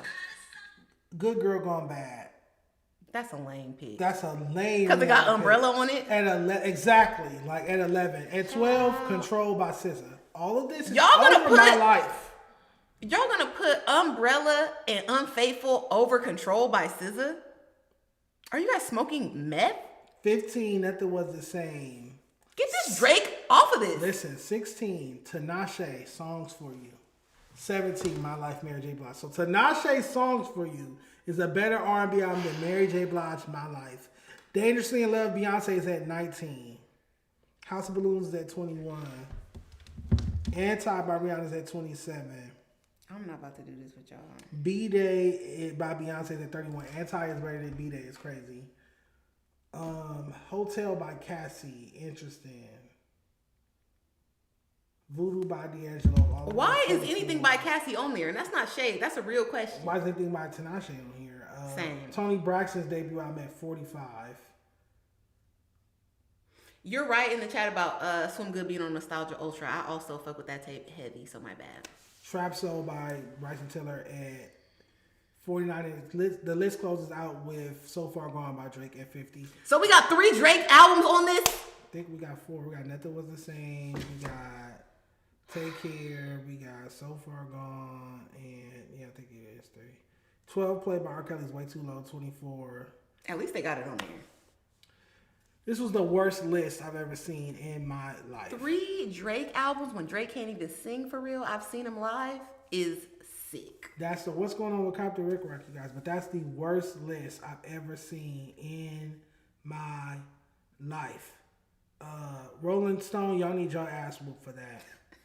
Tinashe album over Mary J. Blige in My Life. Y'all even put in Tinashe, and you put in Cassie on there, who also can't sing at nobody's wedding nor funeral. Don't make no damn sense. This is ridiculous. All right, what's next? Consequence Best Vocalist list. This isn't much better. Consequence, Kanye West brought his teeth, Consequence? Girl. You are using them teeth for evil. Ever since Kanye brought you them teeth, you've been on bullshit. I'm talking about a platform that put out a list. This is the worst top 20 vocalist list I've ever seen. Even when you look at their own criteria down here, pause and read it. this makes no sense. Prince is at 60. You're telling me there's 59 more people better than Prince? We got Brandy at 100. That's disgusting. This is disrespectful. He's the vocal This is Bible. what made me want to throw my phone. This is your favorite singer. And Ariana Grande too cold to be at 83. I don't want to see no rappers on here. No disrespect to Busta. That shit got you heated, don't it? Busta Rhymes on a vocalist list is crazy. I'm telling you, they're playing. They play it to get people to talk about it. I get it. It works. Why is Ariana Grande listed as a better vocalist than D. Brandy? Miss, I stacked my vocals 16 times. That's white privilege. Ariana Grande being on it. That bitch didn't make Full Moon. Nor almost doesn't count. What the fuck are y'all talking about? And why is Busta Rhymes on this list? I don't want to see a single rapper on here. Now the rest of this video is just going to be me clipping through other names that are on here. Love Amy Winehouse. Amy Winehouse being over Shaka Khan is berserk. Tina Turner being over Shaka Khan is crazy. This is the worst. I love Ella Fitzgerald at 7. Ella Fitzgerald is the most pitch perfect singer of all time. Are you familiar with Ella Fitzgerald? Yes. Love her. I love one of my favorite songs and performances is her and with Duke Ellington. It don't mean a thing if they ain't got that swing. Ooh, I love that shit. Yeah, I play that before I go to bed. I love it. I love it because it's just flair and like just what she do with her voice. It's like because she didn't smoke, she didn't drink. Do I? I think it's because she didn't smoke or drink, so her voice stayed perfect. Okay. Not a punk ass $2 super chat. Oh, I didn't need to say that out loud. Thank you, Wavy Crockett. I appreciate the $2. Okay, nobody does it like you. Go watch No Zark Zone, B Brazy, Rick Rock, GPS. Okay. But I had we don't care about prison content. I had to do It Don't Mean a Thing for a Harlem Renaissance performance at school. You fucking square. Fucking square, man. You have to do it. Don't mean a thing. It don't mean a thing. If it ain't got that swing, do I. Did you scat? Of course. And I was in a period correct outfit. Oh my God, was you a flapper or it was regular? Billie Holiday. Like Billie, like black girl flapper. Okay. You know, we wasn't hoochie. Oh my God. Love it. All right, that was one of the worst lists. It's Tam's time. Let me get your logo on the screen and we'll get cracking. It's T with Tam. I got a little bit of gossip, a little bit of news for y'all. You know, I like to mix it. Dex, thank you for the $5 Cash App. Oh, that's love. Shout out to Dex and Shout out to Dex. And Dex, if you don't give us that address to send that bong, I'm about to sell it to one of these individuals around. They gonna smoke crack. Put a little meth in it. All right, we got action. Let me go to your IG, and we are cracking. And we're gonna go. Tea with Tam time. Tea with Tam. Oh my God! Make some noise. What the fuck? We gotta get a soundboard. Oh, definitely. All right, where we at? Tammy, what we starting with? Okay, go to the top. And I'll tell you when to stop. Boom. That's gonna be our first one. This Canada one. Okay. So y'all all have heard about the Live Nation Ticketmaster scandal. Trump letting them off when they got taken to federal court, dismissed the case for them. The scammer of our lifetime. When we find out about all the scams that Trump has been a part of post this election, you guys are gonna feel bad. Anyways, so now we know that it's possible for companies to be held accountable because Ticketmaster Canada will no longer be allowed or be in the business of selling tickets to events over the original price. So the scalping in Canada is no longer a thing. Okay. And that's just above the border. So we need to bring that on down to America because scalping should have went out when we got online only tickets. If you didn't buy the tickets and you're going to sell them in front like the 90s, like the 2000s, I got these Laker tickets, blah, blah, blah. If you're not going to sell them out here for the last minute people, you should not be able to make extra $50, $100, $300 off these tickets. Not to cut you out, you know what that remind me of? What? Remember when, was it the Wayans brothers that they went to jail with Busta Rhymes for selling those tickets? You guys are criminals. That's what it remind me of. And back in the day, this kind of arbitrage was against the law. But now all of you bots and all of you nerds and scammers out there are up early in the morning in the queue. Ticketmaster is guilty of this too because I don't feel like they're not culpable. I feel like they put bots in their own chat. In their own line to buy these tickets and resell them to fans at an extremely high rate. And the artist doesn't get no cut of that. So it's not helping the artist. It's not helping the ecosystem of music. It's helping you scamming ass, loser ass niggas. Capitalist. So, justice for all of us. A bunch of Tams. I hope they bring this to America. All right. A bunch of Tams. Reality check 1092. Let's say, yo, Dejon, how much do I need to send for a live music review? You got to send $40 because I get 20 and Tam get 20. Super chat, $40 with the name of your song. It needs to be on YouTube or something accessible. And we will close the show by grading your song. And we're going to look it up. Yes. Okay, next topic is the great Megan Thee Stallion was cheated on by NBA future Hall of Famer Klay Thompson. Yes. Now, me, a person of sound mind, I'm not shocked by this. But the internet is up in a tizzy.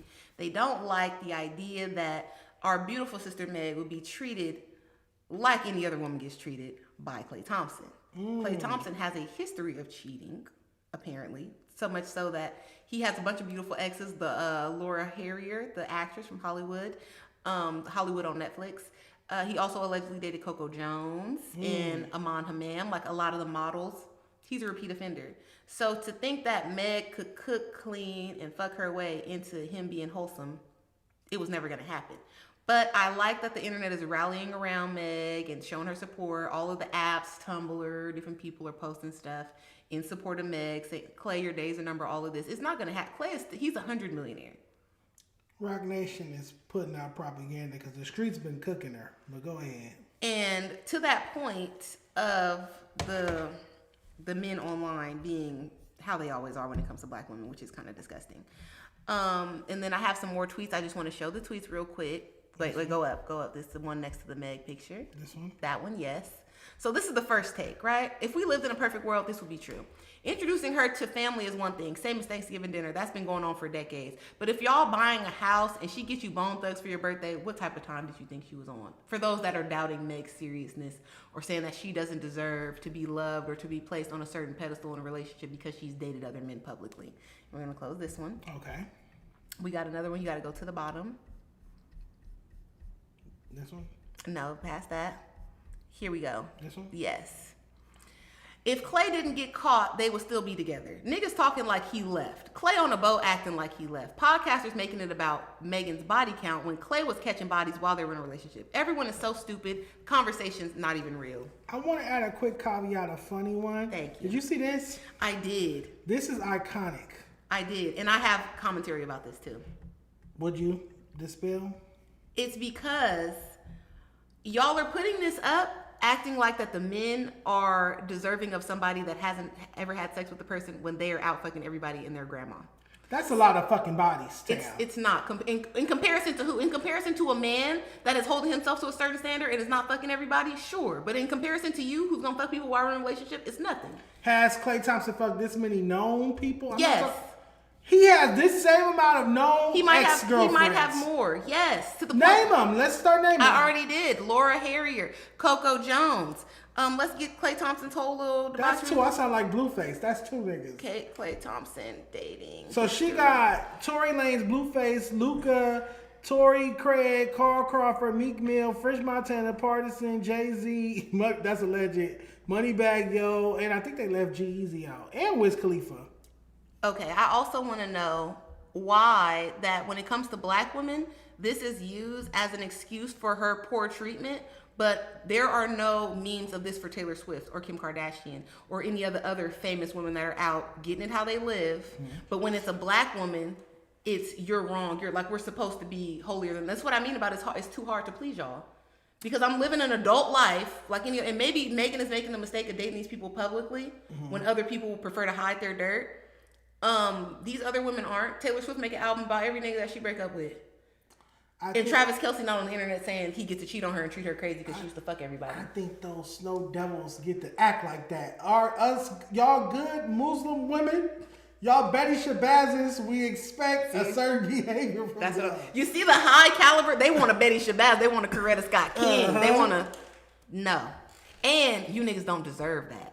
Because Klay Thompson, you really did have this girl, and that's another thing that Mark Lamont Hill talked about. Okay. And then another guy... On Joe Budden? On Joe Budden. Okay. And then on here, we have this man. He's the only guy from this podcast that I like and respect. We'll scroll up. It's by the original Megan stuff. One more. This. Ryan Clark with the most balanced opinion, and we'll just play a little bit of the Twitter. Oh, You sent me damn. that Twitter link? I did. I'm sorry. But Ryan Clark gave one of the most balanced takes about why is it that grown men are jumping on the situation to talk about why she deserved this and why she ain't no good and blah, blah, blah, blah. As if Megan Thee Stallion showed up at your house or your minimum wage job, you would not jump at the opportunity to even talk to her, let alone fuck or get in the bed or have her cook you some food. So it's almost like men prefer or like to see a woman get treated badly because it humbles her perhaps to a level that they may even have a chance. You think so? Sounds chauvinistic what you're accusing them of. It would never, and why would it matter? Like, these are not virgins. These are not, Klay Thompson ain't no preacher. I want to show you Viral Way's reaction to the situation. But do I think that a basketball player would not cheat on anybody, Megan Thee Stallion or different? No. It's damn near in the job description. Things got a little left here. Check this out. Okay. You can ask any man on planet Earth in that position to be monogamous. Do you know what it's like to be tall, famous, rich, a celebrity? That is the equivalent of being a dime piece woman in her late teens, early 20s. Y'all get treated like celebrities. Y'all get to go to the club, skip the lines. Y'all get to eat for free. Y'all get to drink for free. Y'all get to get on all the baller yachts without having to put any money in. Y'all get to drive in these fancy sports cars that the rich niggas providing. And all you got to do is just bend over and lay down and suck one every now and then. Like, what are we talking about for real?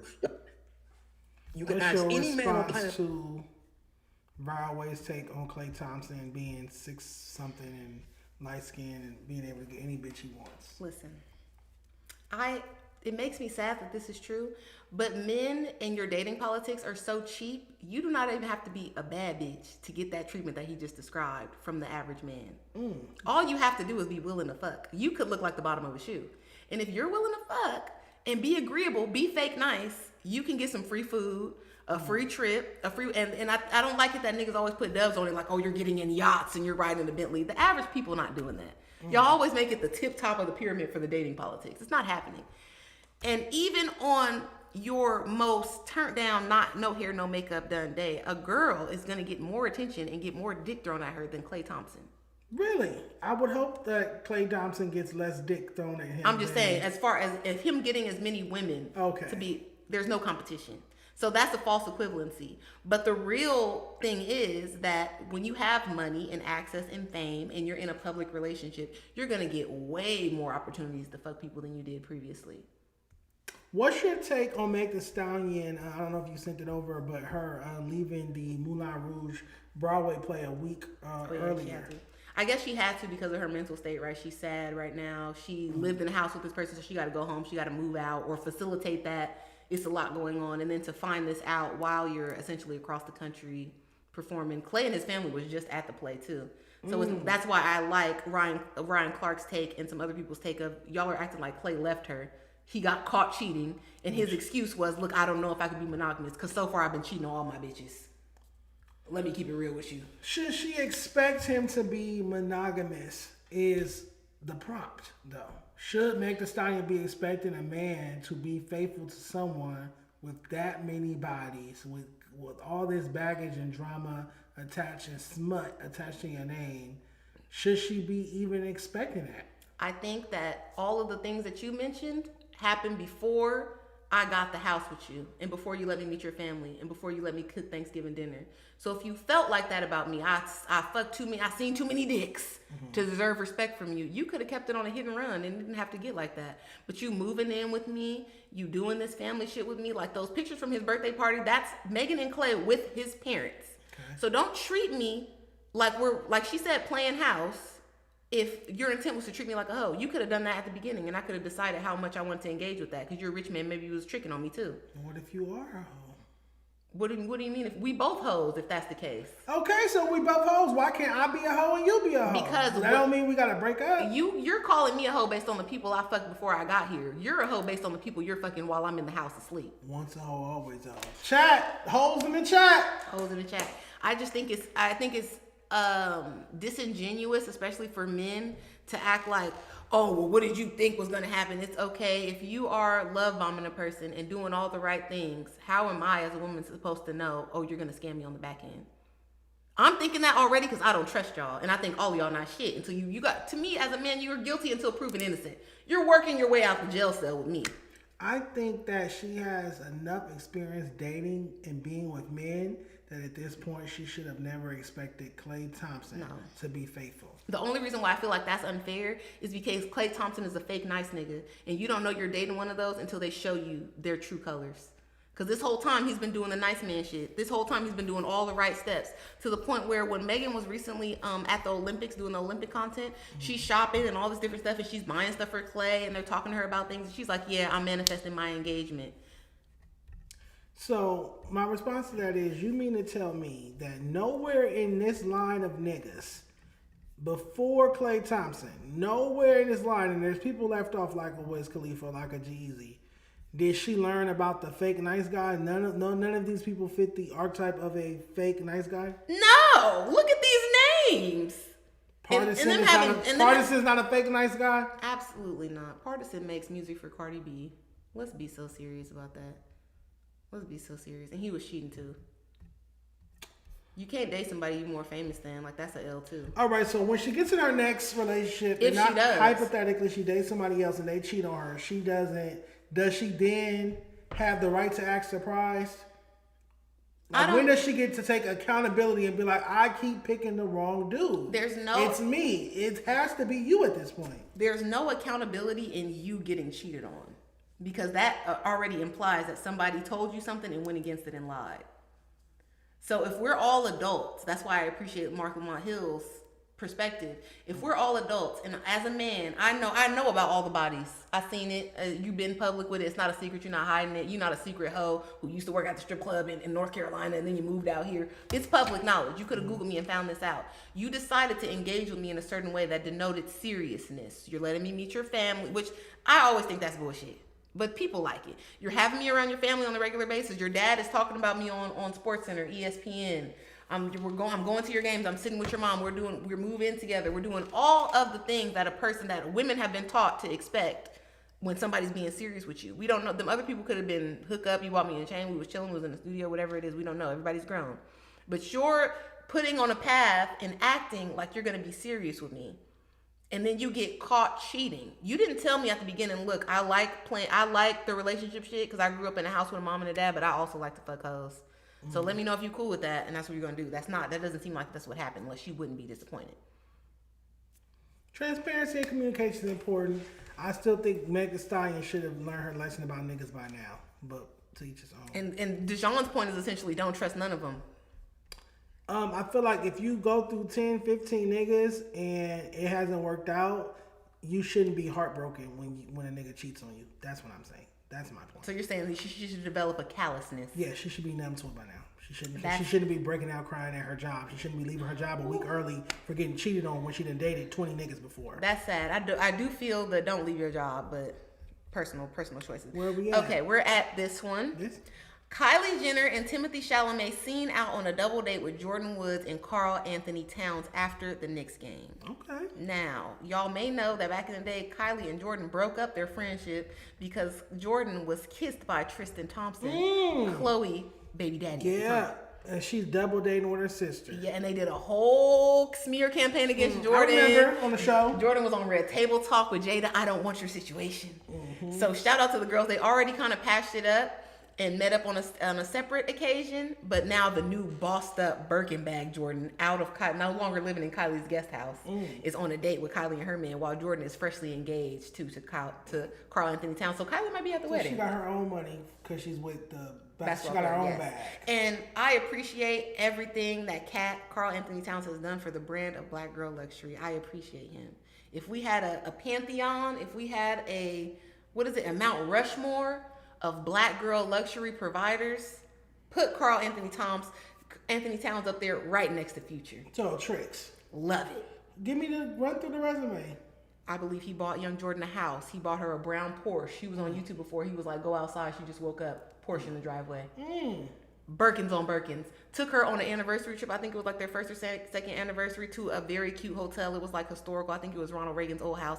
Bought her a whole new wardrobe. Was in the room. She could pick out what she wanted. Chanel, this, that. Taking her to, putting her on with Fashion Week. Paid for her to go and be front row at all these shows.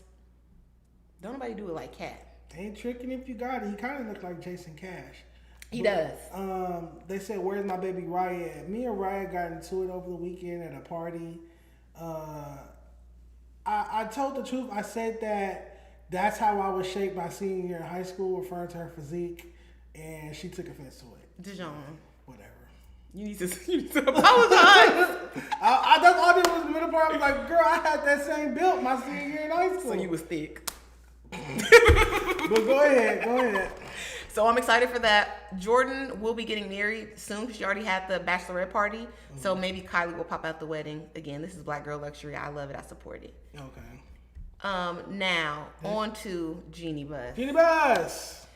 Miss Buss, the former owner of the Lakers, I believe now she has a minority stake. Mm-hmm. She has donated the maximum campaign funds allowable to Spencer Pratt, formerly of The Hills fame, Heidi Montag's husband. If you ever watched Laguna Beach. I know the show, I don't know the person. He's running for mayor. He's running for mayor. He's very unserious. His house got burned down in the Palisades fire. He's a conspiracy theorist. He's all of the things. He was trying to get his wife's music popping, Heidi, so they could make money.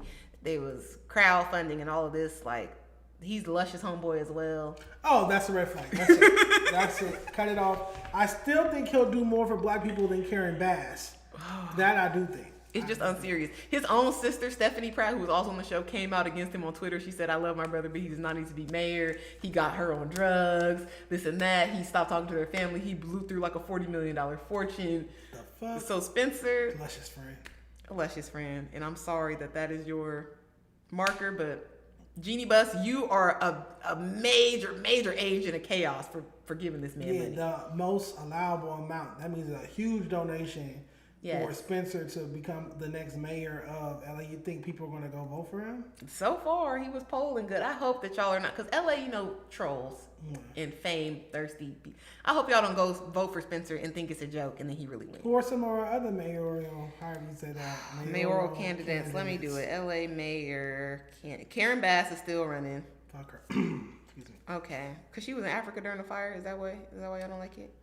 She does more for people of other races than she does black people. Oh, so she be shouting at the Mexicans and whatnot? The Asians? Non-black people. All the non-blacks? Than black people. Because she feel like we don't got no money. We not going to send no campaign funds, so she don't got to help us. Okay, well, fuck you in your glasses. Them suits is ugly. Yes. Okay, we have Karen Bass, Spencer Pratt, and Nitya Rahman, along with 13 other people. We're not about to name all of them. Who's Nitya Rahman? We don't know them like that. We got Rick Caruso. Oh, that's who Karen Bass beat last time. So yeah, get out, vote for mayor. Don't vote for Spencer. Pick somebody else, and don't vote for Karen if you don't want to. But just write your homeboy name in or something. Don't do this. Kanye for LA mayor would be funny. Last Tea with Tam news briefing is this call allegedly dropped between Mike, and I sent a screenshot because I didn't know if the Twitter thing was gonna work. But Michael Jackson is on a call with the lady. We don't know who the lady is, and he's talking about his relationship with Diana Ross. He's saying that he loved her so much, he would do anything for her, give her money, give her jewelry, a house, a car, whatever. It was never good enough. And he's like, she had my nose wide open. She had my nose and he was kept on expressing the fact that he didn't want to die without experiencing authentic, real love between a woman and himself. And that seemed very sad, but he was being very transparent on the call. And Stephanie Mills, you dated Stephanie Mills for years. That wasn't authentic love. She loved you. You kicked her to the curb because she wasn't a good look for her career. That's why she wouldn't got no job too. I saw her on Breakfast Club. Yeah, Stephanie Mills loved Michael Jackson. But you know what I feel about Michael Jackson as a person that was young in the time when he was moving around is that he really wanted to be in a power couple. So he dated Lisa Marie Presley. Even though her daddy said black people can't do nothing but shine his shoes. He got the white children from the white nurse lady. He really wanted to align himself with a certain type of thing, and it wasn't working out. Seems like he wanted to be Elvis. He wanted to be the king of music. I'm sorry, Mike. R.I.P. Rest in peace. I think it would have been weird for Diana Ross to ever sleep with or date Michael Jackson. She knew them since they was children. Mm-hmm. Their debut album is called Diana Ross Presents the Jackson 5. She was their mentor. I think it would have been inappropriate and wrong for her to ever give him any play. I think the affection she had for him was more like motherly, like I'm your mother in this business type shit. Just like Barry. Barry was sleeping with a young Diana. Yes, Barry. He had a baby. They have a child together. That they lied about. Her oldest daughter is Barry Gordy's daughter. So we can't expect young Michael Hazel. to not think that he was gonna be next. Like he wanted to be next. That's all it was. And if you're playing with this young man and you, but it's like if a kid got a crush on a grown woman, especially during that time, it's like, oh, he got a crush. Oh, this is my little husband. This is my little man. Rub him on the cheek. No. This is I think that was the dynamic between them. don't do that to nobody. I think now it's wrong, but I've seen that dynamic play out many times. Yeah, but it's creepy because you know the person has hope. Clearly. So it's like you're playing with them. R.I.P. Michael Jackson. Rest Diana in Ross peace. is still out here popping it. They kind of look alike. But yeah, both have similar, because Diana Ross, if you go look her up, she was brown. As brown as my shirt. Diana Ross was she did brown like as my shirt. I don't know. I don't like to accuse people of lightening their skin unless it's obvious, like Sammy Sosa and Vybz Kartel, because sometimes it could be skincare and like you just doing less things, like you not in the sun, you in the house all the time, you're like getting because like you know certain. But if you really bleach your skin, you really bleach your skin. It's drastic with her. Like she was a deep red clay brown. Yeah, when she was in the Supremes, and then by the 80s, she got lighter, lighter and lighter. Okay, here's my thing about Diana Ross, and sorry, Tracy Ellis Ross, I love you. Is that she went out of her way at every turn to distance herself from blackness. So why do we expect certain things or behavior from her? Like Dinah? Yeah, like she proved her like what she wanted to be associated with. Ain't that the pot calling the kettle black? So because she went and got a white baby daddy, that means she not black? No. What Diana Ross is a black culture legend. She's in Mahogany with Billy D. Williams. She played Billie Holiday in Lady Sing the Blues. Yeah. What are you talking? She's in the Wiz with Michael Jackson. Like, what are you talking about? But all of her partners that she chose, I got a black husband on the books, so y'all can't do that to me. But she had Barry Gordy. Her first, she had a baby with a nigga for the job. Listen. That may not have been much of her choice either. We seen Dreamgirls, but it's like you chose time and time again to choose your partners this way, and then look at now your grandkids too. Like they make the joke online, Kris Jenner got more black people in her family than Diana Ross. It's the truth. I think there is a proximity, and I think that's a Motown thing, to be honest, which is why Marvin Gaye and Berry Gordy kind of butt heads so much, because Marvin Gaye wanted to make, first off, Marvin Gaye originally wanted to be a jazz artist. He didn't want to make pop or soul music at all. Then Berry forced him to make the music, and it's like, you keep wanting me to make these like white adjacent ballads. Early, like, or prime Motown era artists, Temptations, Supreme, Marvin Gaye, they was making them make music that made white people feel safe. Yes, we need to sell these records. Yes.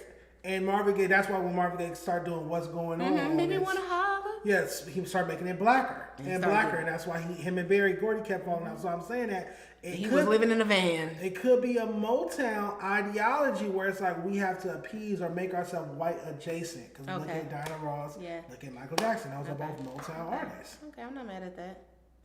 Is what Lena it is. Horne also said she wasn't strong enough to marry a black man. She said she needed a white husband to help her get in. Lena Horne had a white husband? Yes, she did. Really? Yep. I did not know that. She was in love with the man from the Rat Pack. Frank Sinatra or Dean Martin? No, that's the black man in there. Oh, Sammy. Yeah, she was in love with him, but she like, I can't do it. I'm not strong enough. I've been at this damn stop sign for 10 minutes. Run it, Dex and Effects. Run it. Ain't nobody at the stop sign, Dex. It's not no four-way stop. Just go. All right, man. We about to be out here. We're going to close out with... I saw this and I knew you were going to want to talk about it. Yes. Oh, you saw it? Yes, I saw it earlier. I'm like, Don Kennedy. Tweet of the week. We're closing out with this. Of course, I like to end the show with an LA topic. Tweet of the week. Don Kennedy tweeted this morning. He said, I see my influence all over the place, by the way. I replied, quoted his tweet and said, put a name on it, at Larry June. How do you feel about Dom's tweet?